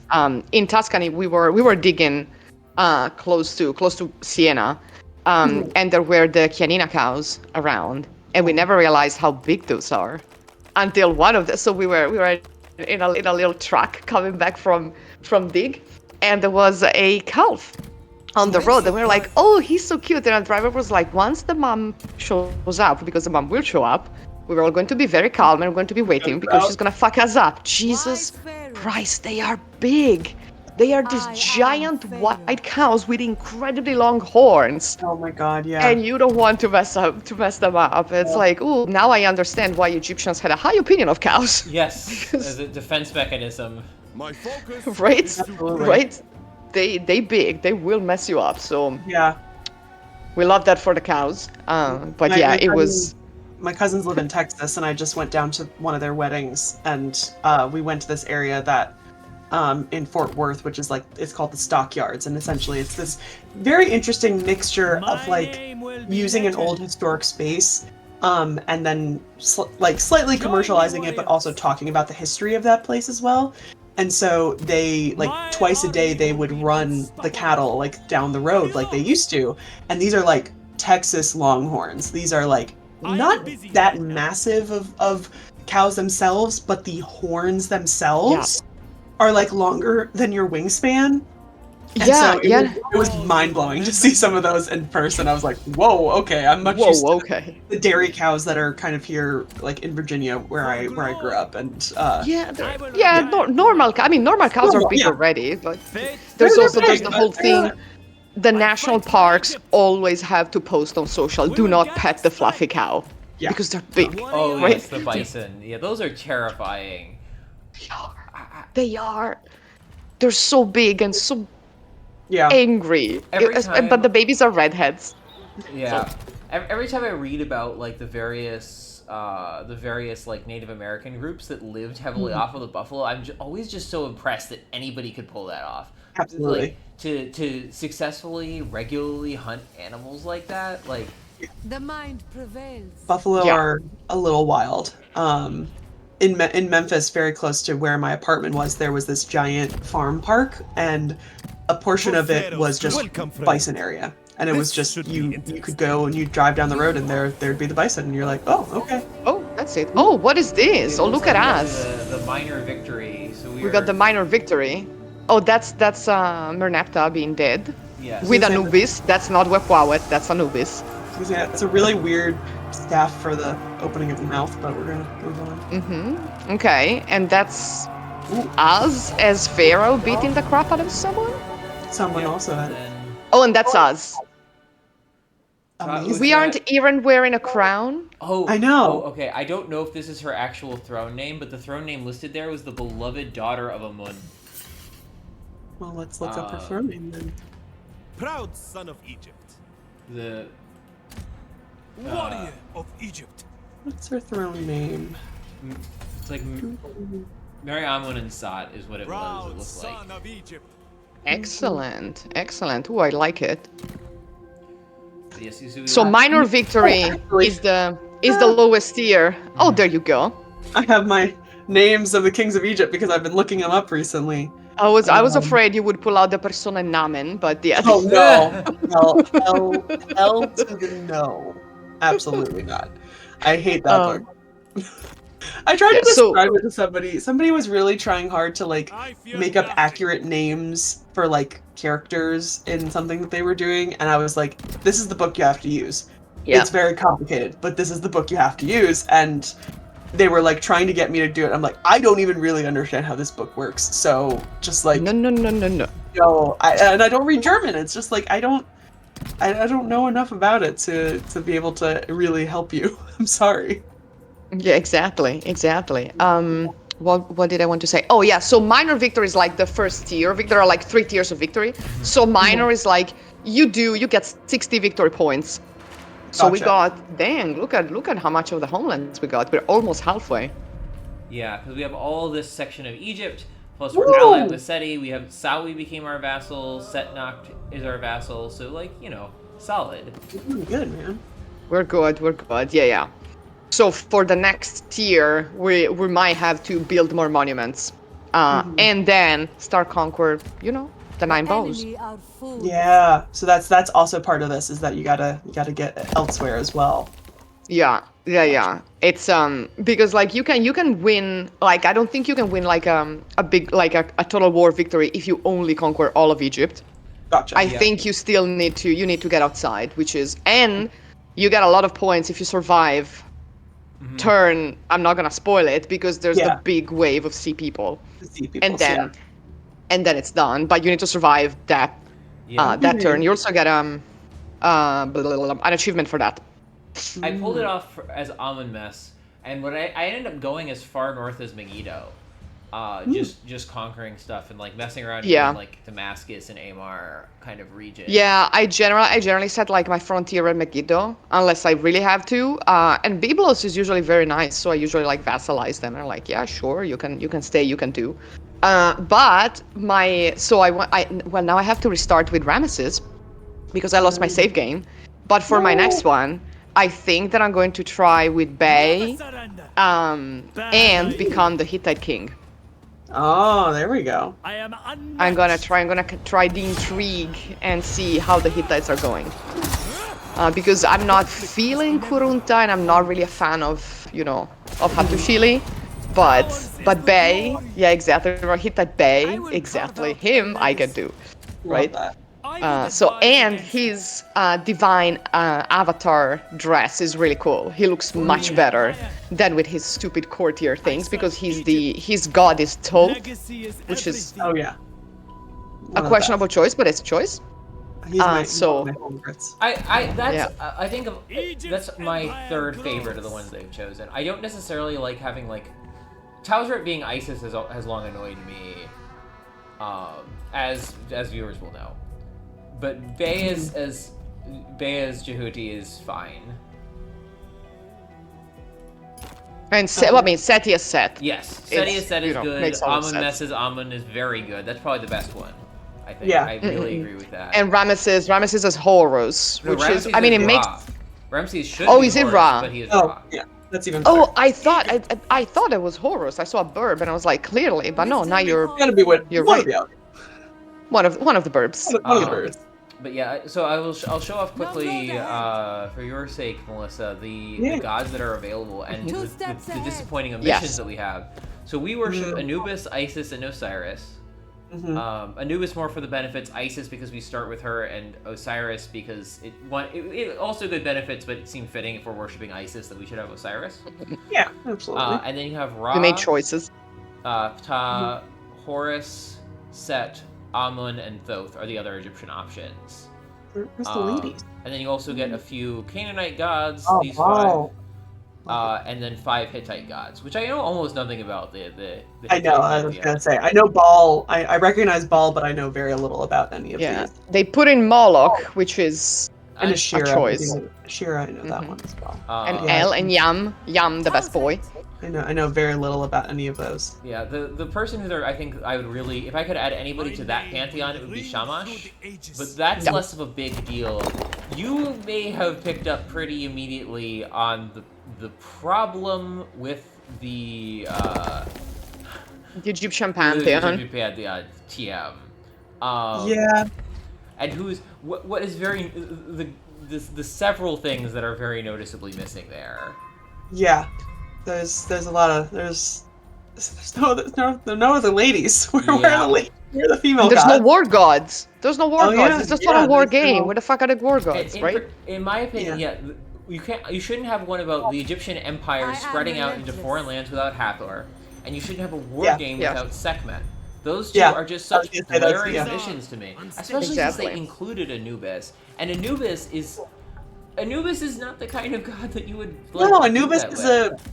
I wouldn't put him all the way down in the groups with like the household gods, but like he is obviously more of a household god with being a god of mummification and that like Yeah, like he's not a state cult god. He's yeah, Yeah.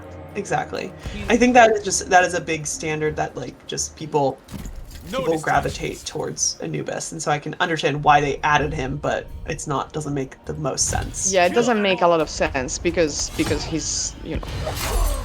But then again, it's like pop culture Egypt has Anubis for Yeah, if you don't reasons. include Anubis, people would be mad. yeah. Absolutely. There's Yeah, actually- exactly. I really want to write on this because this is something I think about a lot. The perception of Anubis as like a war god, because so I played the board game Ankh, which is this super yeah. complicated like miniature Future. game that I can never get any of my friends to play with me, and Anubis is like one of the most military focused gods now. I'm like, why? No. Also, why is he here? But especially, why is he For doing the that? gods. Why is he like Yeah. wielding the dual swords? You know. And I- another basic thing is people associate him as the god of the dead, and I'm like, no, Yeah, it's No. not. no. He's not. He Mummification, really isn't. and I describe him as kind of a Hermes. He's kind of a person who is bringing people back and forth, but it's really about the mummification on like it's more of the earth side of the death rather than the afterlife side of death. That's Osiris, Exactly. obviously. Yes. But also a lot of people get annoyed sometimes in my comments where they're like, oh, but I thought this god was, and this, I will say this is more geared towards a lot of the female goddesses, where people are like, I thought she was the goddess of this. I thought she, and I'm like, it's so universal. It's not really like it is in other pantheons where like That's not how things work. that's not really how things work. And it also, because we're also condensing all of these gods and goddesses over a huge span of time when maybe in some time periods they were just a goddess of childbirth and some years, couple years later they become a different, like it's not nearly as like universal and such. And so it's something that I've found that they're like, but I thought she was the goddess of this. And I'm like, they can be both. Why not have Yeah, both? exactly. Why not have both? Like, Exactly. It's not like they're congealed. yeah, it's not this cut and dry like, well, this goddess is this one, this goddess is this one. No, it's Yeah, not how yeah, no, that works. that's not how religion works. So I work in Selinunte. In the summer, we dig there, and once it was raised to the ground and then settled again by Carthaginians, they put their symbols of Tanit everywhere. Yeah. And there's one that there's like in one house on the Acropolis, which was then used as like a dwelling place. Yeah. There's a mosaic of Tanit. And I was there this summer and I was taking my parents around and it was like this group of tourists. and they were all women. And they stopped and they're like, oh, where's the Tanit mosaic? And I was like, oh, it's in that house. I work here. Like, I can show you where the place is. They were like, thank you. Is she a protectress of women? And I was like, I mean, she's the lady, capital L lady. So surely she will protect women. But I was like, how do I even, right? Her name means the lady, the mistress, but how do I even, right? So I was like, oh yeah, sure, of course. Her name is, her name means the lady, so the mistress or whatever. So surely one of her, it's not, but that's okay. But that's fine. They were nice. But it's just, there's a lot of, the gods get really flattened. Yes. In pop culture, right? I work with Egyptian monsters in games, and everything gets flattered, especially Anubis, right? And the Anubites, right? Which is a problem because we have a species of Anubises. Oh, right. Yeah, that was. And it's like, we do not do that. But once my chapter on monsters is out, I'll send it to you. Yes, please. But it's weird. It's weird. There's also a lot of, how do we call them? Trash. There's also a lot of trash lists of like gods of this and that, and like like crazy facts about Egypt with like clickbait website that just divulge misinformation. And like, I'm sure on TikTok, being on TikTok, I stay away from TikTok. I'm not strong enough for that. TikTok is a lovely place, and I have been tagged in this one creator's video so many times, and it makes me happy because I will say it makes me feel nice that there are followers of mine who want to know my opinion about things. But this entire video is all about how the pyramids are, what did she say they were? Power plant or something? I don't even get it. What it was. I think it was that it was a power plant. The famous like conduction properties of stone. Yeah. Also, right. I mean, basic test, right? Let's say the Egyptians had electricity. What do you think is the easiest method of generating electricity if you live next to a giant river? Water. Like, what could you could build a hydraulic dam. Like, amazingly, that's what the Egyptians have now. Like, when the Egyptians did get electricity, they immediately built a giant dam because that's what you do when you live next to the world's longest river. Exactly. And we know that in the Hellenistic period, they actually had figured out like steam power, but they used it for small bullshit instead of just thinking big and applying it to stuff. So. And it's like we did, the funny thing is that, and I don't even know really, I remember reading this and I could never tell you where it was, but I remember reading that there was a pyramid that, it's not one of the good pyramids, to be honest. It's not one of the preserved pyramids, it's not one of the good ones. It's one of the ones we can't really investigate because I think it's flooded. I think it's somewhere, it's one of the ones near the Fayum Oasis, and so it's like, totally flooded.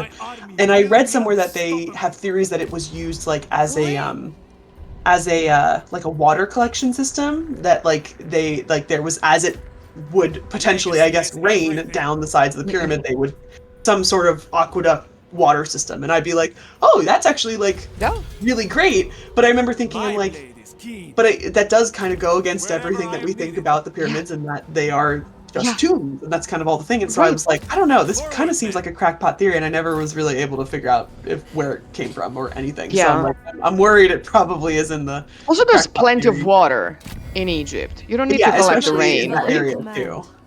You would assume that if you're around that giant lake, swampy thing. I mean, who knows, man? They got lazy. They didn't want to go all the way down to the river to get it. No, exactly. Oh, is this the Sam Wazret, the first pyramid unleashed? Probably. Yes, it's the one that is flooded. Yeah, Thank you, Assassin's Creed Origins. It's the one with the crocodiles in Assassin's Creed Origins. Yeah, I think it's either that one or it's I think there's one of like Amenemhat's. I don't even know if it's the first or the second, but I think there's also one around there. And it was when I was teaching a course that it got away from me, and it somehow became all focused on pyramids, and then I was just like deep dives of like crap, and I was just like, I can't do this anymore. But yeah, it's those little things that they do pop up on TikTok. Surprisingly, I've actually seen the crazier thing is, like, there are some crazy theories and whatever with Egypt, and I usually let them mostly roll off my back because I love finding the really fun ones. Like my personal favorite is, and this is from an Egyptomania book by Bob Breyer, and Zahia writes the intro to it, and it kind of just the whole book about Egyptomania and kind of how it has progressed over time.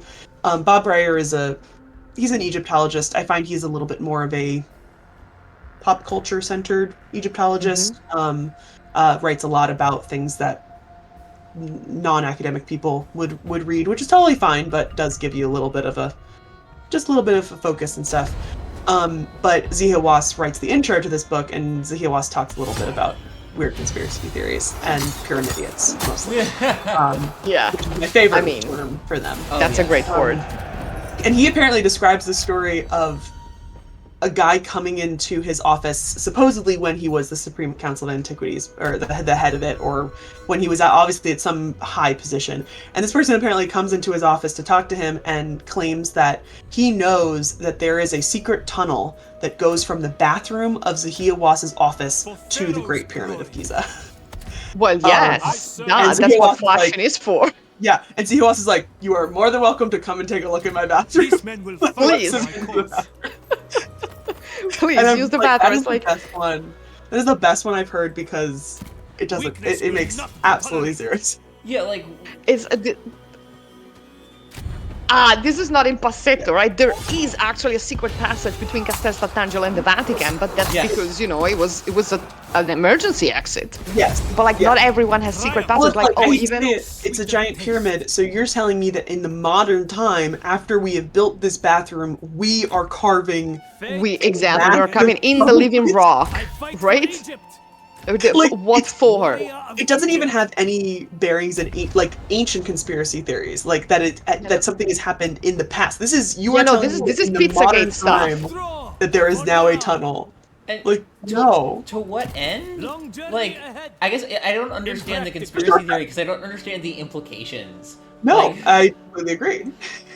Yes, we built the secret tunnel so that he can walk more easily to a tourist site. Yeah, exactly. Okay, but what does that mean? From your bathroom, like how do you access it? Like do you flush twice and the door opens? Yeah. It's just like Harry Potter. You have to stand into the toilet. I was thinking about that. There you go. And then you go down. It's it's the ancient world. Funny enough, some things that have been popping up on TikTok that are even crazier to me than like kind of conspiracy theories that I usually just like kind of throw to the side is that I've been seeing a lot of videos, and there was one page in particular that was posting a lot of these videos of these fake tombs that are essentially being created by Egyptians, by scam artists, and the theory, which it's kind of funny because I've never really seen anybody talk about this, is that essentially they are taking these really grainy videos of this dark chamber that is full to the brim of artifacts and sarcophagi and statues of gold and all of these things. And me being the art historian on the kind of the side of Egyptology, I'm looking at a lot of these things and I'm like... And you're like, that ain't real. Well, the thing is, I'm looking at it, I'm like, there's kind of three options. Either that's a replica of a statue coming directly from like the tomb of Tutankhamun or something. Like I'm instantly like, I know where that statue is. That statue's in a museum. Two, you see one that you're like, honestly, like it kind of fits. Like it kind of fits the iconography. It actually looks like a very good, not even replica because it's not replicating a specific object, but it's like, it's a really good Shopti. Like that actually looks like a lot of Shoptis that I've seen. So it kind of could be. And then you see the ones that are so hysterically awful that you're just like, there is absolutely no way that an Egyptian made this, even if it's an Egyptian from the intermediate period, actually. Even a terrible Egyptian, dude, they would never. Oh my god. And essentially, like, I kept seeing a couple of these videos on TikTok, and I did a couple videos being like, this is not a real tomb, this is a scam where people are essentially, Egyptians are kind of tempting people to come on these like tours to quote unquote discover a tomb with you, and then they beg you to purchase. We're back to the 1700s, right? Yeah, exactly. And then finally, like the Supreme Council of Antiquities like released a statement that they found one of these tombs, and like they had all these pictures with like I think Waziri went there, and like they like of him holding all these objects, and I'm looking at them, and it actually they describe in the article that like somebody saw some guys leaving a tomb, and so they thought, oh, maybe this is a real tomb, and so they sent like some probably lower officers from the Supreme Council of Antiquities, and like they actually kind of thought it was a tomb because actually this tomb that they pictured specifically was painted, and it actually it didn't look that bad. Like I hate to say it, like it looked like probably the equivalent of any video game people trying to emulate Egypt. Like a really good Egyptologist would I notice. love it, but I hate it. Yeah, and you're like, okay, like, hey, whoever did this did a relatively good job, which is just funny. Yeah. And then essentially they got like a higher up person to kind of go in and realizing, no, this is a fake tomb. It's just true. Yeah. And so I found a lot of videos like that on TikTok, and there was one guy that just kept posting all these things. And then one of the funny ones is that he posted an image of these sandals, and I looked at them instantly. I'm like, those are Tutankhamun sandals. Like, they have the nine. They have the nine. There's no mistake. Like, those are Tutankhamun sandals. What are you talking about? Like, don't put an actual, like, make your own interesting things. Exactly. Make a good fake. Like, Yeah, put some effort into cheating. I don't know if you've ever heard about I don't know what the guy's name was, but there's the Amarna forgeries. I don't know if you've ever heard of those. Let me look it up. You have to look it up because it's amazing. Essentially in the 80s, yes, it's called the Amarna Princess. Yes, oh my god, that's the statue. I know the statue. Yeah, I know but the statue, the one made of like huge, kind of alabaster, I put the the very link translucent in the one. chat. Go. Thank you. Essentially, it's this one family that were scamming tons of museums, but not just in Egyptian stuff. And I remember learning about this, and like, it's just this one family that had one person who was making these statues and paintings and kind of selling them. And they weren't these really famous pieces. Like, I would say the Amarna pieces are probably one of the more famous artists that they were trying to emulate and stuff. And so like the Bolton Museum in like England like did purchase it and like put it on display and had a whole big thing. And then for £439,767. Jesus. Yeah. And it kind of only a couple years after they purchased it, like it started like this whole investigation that they were kind of faking it. But like the amazing thing about it is this guy, like essentially one of these family members was the one who's doing all of the art. He's like really good. Like he, especially in the painting aspect more of like emulating certain artists like styles, he's like a really, really good artist. But he was used to like scam everyone. Oh my and God. he like And went to of jail for a course- couple years. Yeah, they were got for money laundering, not even for forgeries. And I think that was hard. I think there was something about, well, he had a shed in essentially the back house, and they found a ton of different stuff. But I remember he went to jail for a little bit, and then he got released, and then he released an autobiography about it. And I really want to purchase it and read it, but I also feel weird about supporting a literally known forger. Can you find it somewhere else? I wonder if I can find it, or find it maybe in a weird library and just take photos. I'm of it. sure you can, right? My God. It is just this very, very interesting story that all centers around this one statue of the Amarna princess, as well as other paintings and stuff. But the cool part is the museum still has it on display, and talks about forgeries, and they have a whole little exhibit about forgeries now. That's a great way. Like every time Absolutely. museums are busted, they always have like, a section on forgeries, right?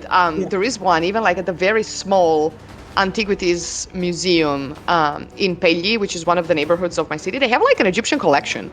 And they had like 3 or 4 forgeries, and they made like a case with all the forgeries. You definitely have to let me know what that's called, because I have a giant map on my website of every museum that has an Egyptian collection. Oh yeah, and if it's one on my list, I want to add it, because...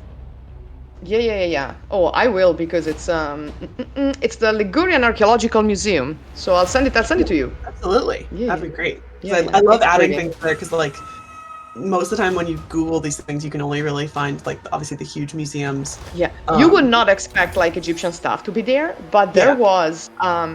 They actually had a great exhibition. They have like one sarcophagus of this one guy whose name is Pasheri and Azet, and his sarcophagus is green. Oh yeah, we got beaten, huh?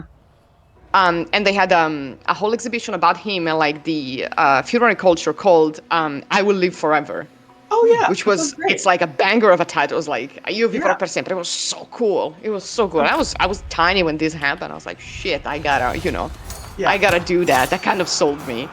Absolutely. So, huh? Not this time. Dang, did we lose?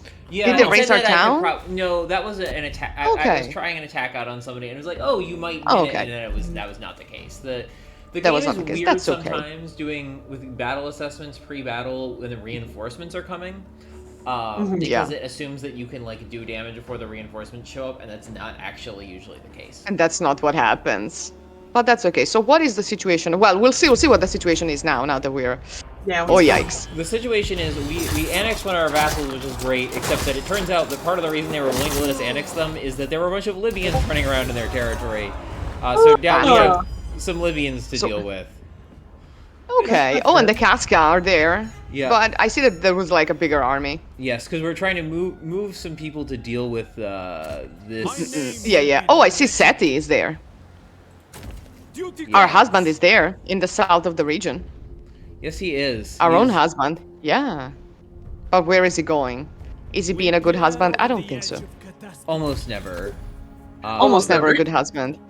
To battle. Honestly, if not for the political convenience of it, it might be worth. Yeah, we would. revisiting. Yeah, I mean, we need to vassalize him to get that achievement, but honestly, Oh my gosh. And then once he's politically dependent on, once he's sufficiently politically dependent on us, we Might can speak get the then, divorce. friend. If you have something to exactly, exactly. And we get everything, right? Love it. We get it. Including his life. Yes. I think we can actually. He might be close enough now that we can. we can can- get him. Oh, we can try. Let's try. Let's try. Because he is apparently desperate for lumber and for gold, and so we can probably. We got enough of that. There you go. Yeah. So you want to get this, because there's a cap on how much a single barter can give you. It looks like, and then there's going to be we'll hit another cap with a long-term trade. So that's as much value as you can get out of single bartering. Okay, and then we can to a barter agreement. 10 turns. What does he want? Yeah. And sell him some of our gold also. Oh yes, very good. Okay, he doesn't even need that much. Yeah, we can give him like the minimum, the bare minimum, and he's going to agree. Yeah. Who's the there little we one? go. A pet, perhaps? Who's the little one? A pet, perhaps? Oh my god. Oh my god. Well, this is excellent. Look at us. Look at us. And now he's going to send us troops and he's going to send us resources. Yes, because you get diplomatic gifts from your vassals Amazing. in true late Bronze Age diplomacy style. Yeah. Absolutely. He's a good, he's been a good husband. I take that back. You know, I said, Seth is a stay-at-home husband confirmed. Exactly. He's, love he's that. the himbo. He's the trophy husband. Not today or ever. He's Exactly what we doing need what here. he does. He's the how do you call it, the male wife girl boss Ready for any- situation. Yeah. I'm not too fond of that, but I know that's what was on the internet back Yeah. then. He's the yeah. That's a good way to. Oh shit, that's a big army. Yes, that is one of our ways of sea peoples. But Oh, but we are so much better. yeah, Oh, because they're these trash. are like tier 1 sea peoples. You see Boo. just the club men. Do people want to see the sea peoples in action? How much time do we have? We're Sure, coming yeah, up yeah, to yeah. noon. I think this could be our Yeah, yeah. last thing. And Yeah. we're coming up Yes, on noon I now. agree. Um, I agree. You know, time flies when you talk about dogs. Yes. I know. Oh, yes. But our university had a event for all the graduate students where they had dogs to visit for everyone's well-being, which is always great. I'm a big Same. fan of. Same. Actually, there's an association called Healing Paws that shows yeah. up at BMC, and the dogs have little tags. And some of the dogs are Chihuahuas, so the tag is like a third of the body mass of the Chihuahua, and they have little clothes. And actually, when I was in Italy, and my wife was like, "Oh, the Healing Paws showed up, and this one I'd never seen, and her name is Bernadette." And I was like, "She's Bernadette the Bernadoodle. I know her. She's our neighbor." And she usually works with children, but she was there in another department to help. So cute. I bet there's Oh, My so school always what met are? them, and I never had time to go. It was always so upsetting. Oh, When you- it's a place. It's a swamp. Yeah. they built most of it on a swamp, and now the buildings are sinking. It's like, why are they sinking? Like, I don't know. What do you think? That's what happens. Speaking of swamps, what troops have these sea people, and do they all have plumes? Let's take a look. Mm-hmm. Some of them do. You got some in like. Oh yeah, they have those nice. Yeah, they got the little. Little feathers. I love them. How many birds were damaged for this and mistreated to make this army? I have made That's gotta be one of the resources you're playing is like the Nubians, the Libyans, or the Greeks. You got to keep track of how many colorful birds you have and like how many like horse hairs you can get and all that for your nice decorative helmets, your boars. Yeah, you need those, right? And horses too. Yeah. Absolutely. If you're using the horse tail for the Oh yeah, I see. for the crest. Yeah. It's amazing. It's so much detail. Yeah, all these chariots have rapid fire abilities, which is great. So much. Let's go. Look at them trying to follow us. It's like none. Yeah. And Yes. the beauty with the chariots, you can force them to fight, even if they do not particularly want to charge you. You can force them to charge in because otherwise they'll just get harassed. And now they're going to walk into where we want them because I love fighting the sea people in the Delta because it's really easy to trick them. Like, because it's a swamp, it's muddy and rivery. Yeah. And they're all trying to come at you with like heavy armor, especially like the late game sea people are these tanks. Yeah. And you can bog them down in the river and then just shoot them to death. And by the time They're they proper reach your infantry- Mycenaeans. Yep. No. It's like Yes. like the Parthians going up against the Romans. Like Yeah. the Egyptian soldiers are so much more mobile. Yeah, they're using the territory to their advantage, which is great. I mean, you know what else is in the Delta? Snakes. Oh yes. So Thanks. I'm sure the Egyptians were far more able to avoid them. You can kind of do the War of the Worlds thing and let diseases fight for you. exactly, and also like it's sticky and gross and ew and swampy, especially if it's Shemu or Peret. Actually, more Peret than Shemu. Shemu's very dry. So you know. But this is good. Look at those volleys. Look at those volleys just Just covering the sun. going at it, man. The landscape is so pretty. Yeah. In this game, they really let you use the landscape to your advantage. Yes. So cool. And you can have like sandstorms are a thing that you can use. Oh. So the Egyptians, for example, take a lot fewer penalties in sandstorms than like the Aegean people would because they're Egyptians. Yeah. And then similarly, the Hittites. This doesn't come up very much for us, of course, but the Hittites take a lot less penalty from storms, like thunderstorms, because of their worship of the Of storm course, god. because the storm god is their god. Oh Yeah. boy, there's a penalty in the game. Sorry, I was thinking about the Hittites and bronze and everything else, and we were given a penalty. That's great. Shh. We're not gonna say anything. We're just gonna hope, right, that the environment works to our favor too, because we're playing in our home stadium. There's a lot going on. Yes. Yeah, there's And it's a There's a- battle. You gotta keep track of the chaos as best you can. oh yeah. Yeah. This is this game would take me years to It remember. requires concentration. Yeah. And I do not have that most of the time. Fair enough. Right? It's Yeah, also, it's I mean, also not like it's better if you have like a team of people commenting, but if you're alone, Yeah. I mean the big thing with Pharaoh and New Era is that I never can keep up with the gods and they always just keep getting mad at me and I need people to remind me to go please them because they just get mad at me and then they just burn down all of my storehouses and I'm just like, oh my "Whoa." god. Isn't that Oh my a very ancient mood though? Like, oh, I feel like I can never keep the gods happy. They're always burning down all of my stuff. Like I'm sure that many Egyptians would agree with you. Yeah, it's that game can really mess with my head. And then just like every different level is different because it depends on where you're located and what resources you have. And so sometimes you'll be great because you have a gold mine, so you can literally make so much money. And then sometimes you literally only have like farming, and you're just like, we're gonna die, guys. So just We're all gonna die, but we're gonna be well fed. I'm not gonna let you guys be happy because no matter what, we're never gonna be happy in this level. Yeah, exactly. Sorry, we're going to die, but you know, we're gonna do so with a full belly. Yes, Which is just need very to- important. achievements. That's all I need to do. Stone them. Nice, nice, nice, nice. Slaughter. Okay, so we should be good from here, basically, I think. Oh yeah, their numbers have like plummeted. I wonder why. Let's go. Perhaps they're fighting in a swamp against very light troops, and they're like Yeah.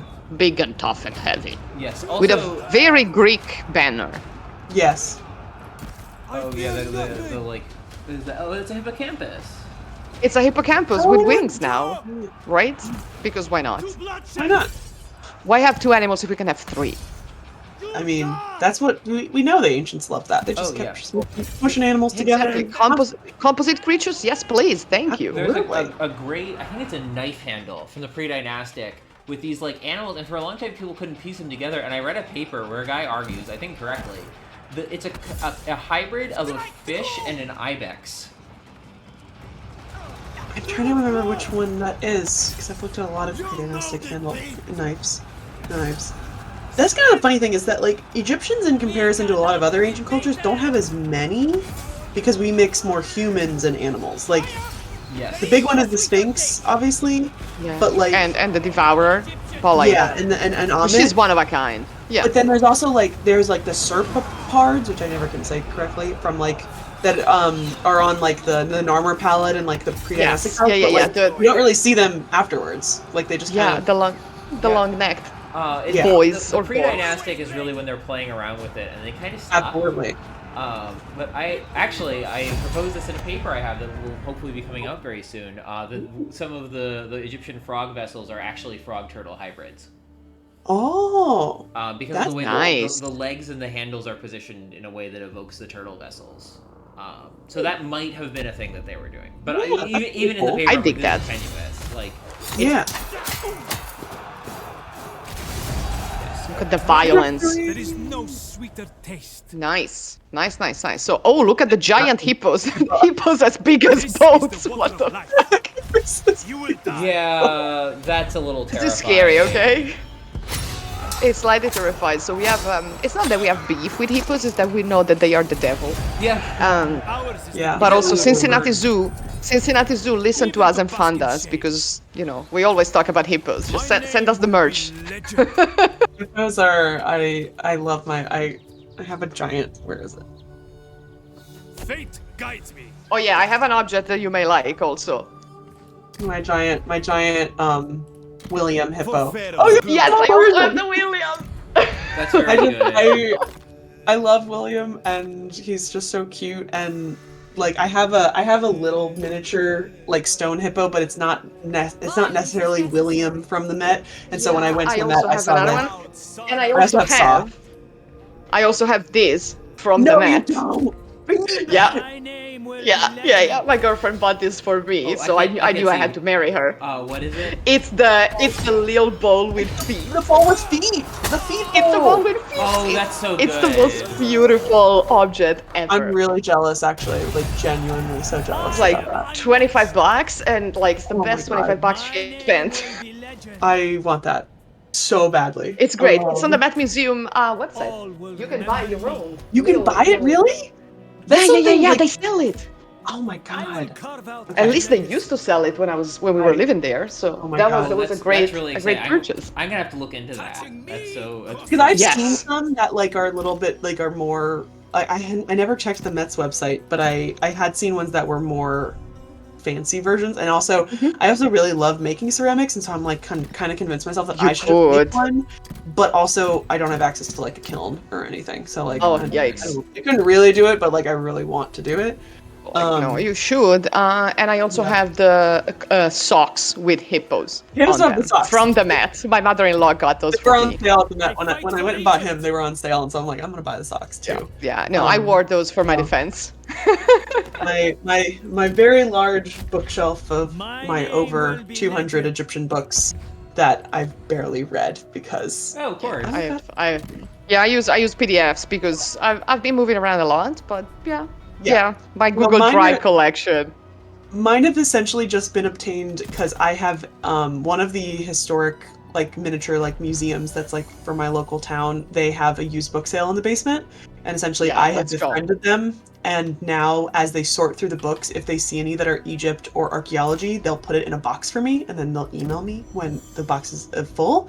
And they're $1 to $2, and so it's the jackpot. I've gotten so like many of them, I'll admit, like are probably these like I don't know, not academic, more general Egyptian history and stuff. But I have found some absolutely insane books. I have an entire book called The Monuments of Egypt from the Napoleonic campaign, and it's all of the plates from the description of Egypt. And then I also have a giant Amarna book. What is that one? Called In the Light of Amarna from the Berlin like museum, and it's this huge Amarna book with their entire Amarna collection. And I just like find them for $2. I'm like, what? Okay, I'll take that. All right. Excellent. So we need to let the stream to the rest of the Halloween bash, the Sasa Halloween bash. So thank you for the patience. Melissa, thank you so much for Thank coming you, here with guys. us. This was a blast. Like, feel free to come back whenever you I would love want. to. Absolutely. Thank you, chat. Thank you, Jacob, for leading us to victory and conquering our stupid husband. And yeah, thank you, everyone. If you want to support Sasa, just check out the links that we have. We are still in the Halloween bash. We will be back with more Pharaoh next Saturday, same time, same place. And yeah, thank you, everyone. Yeah. We'll see you soon. All right, and stay in because there's something more right after this. Yeah, absolutely. Bye. Bye.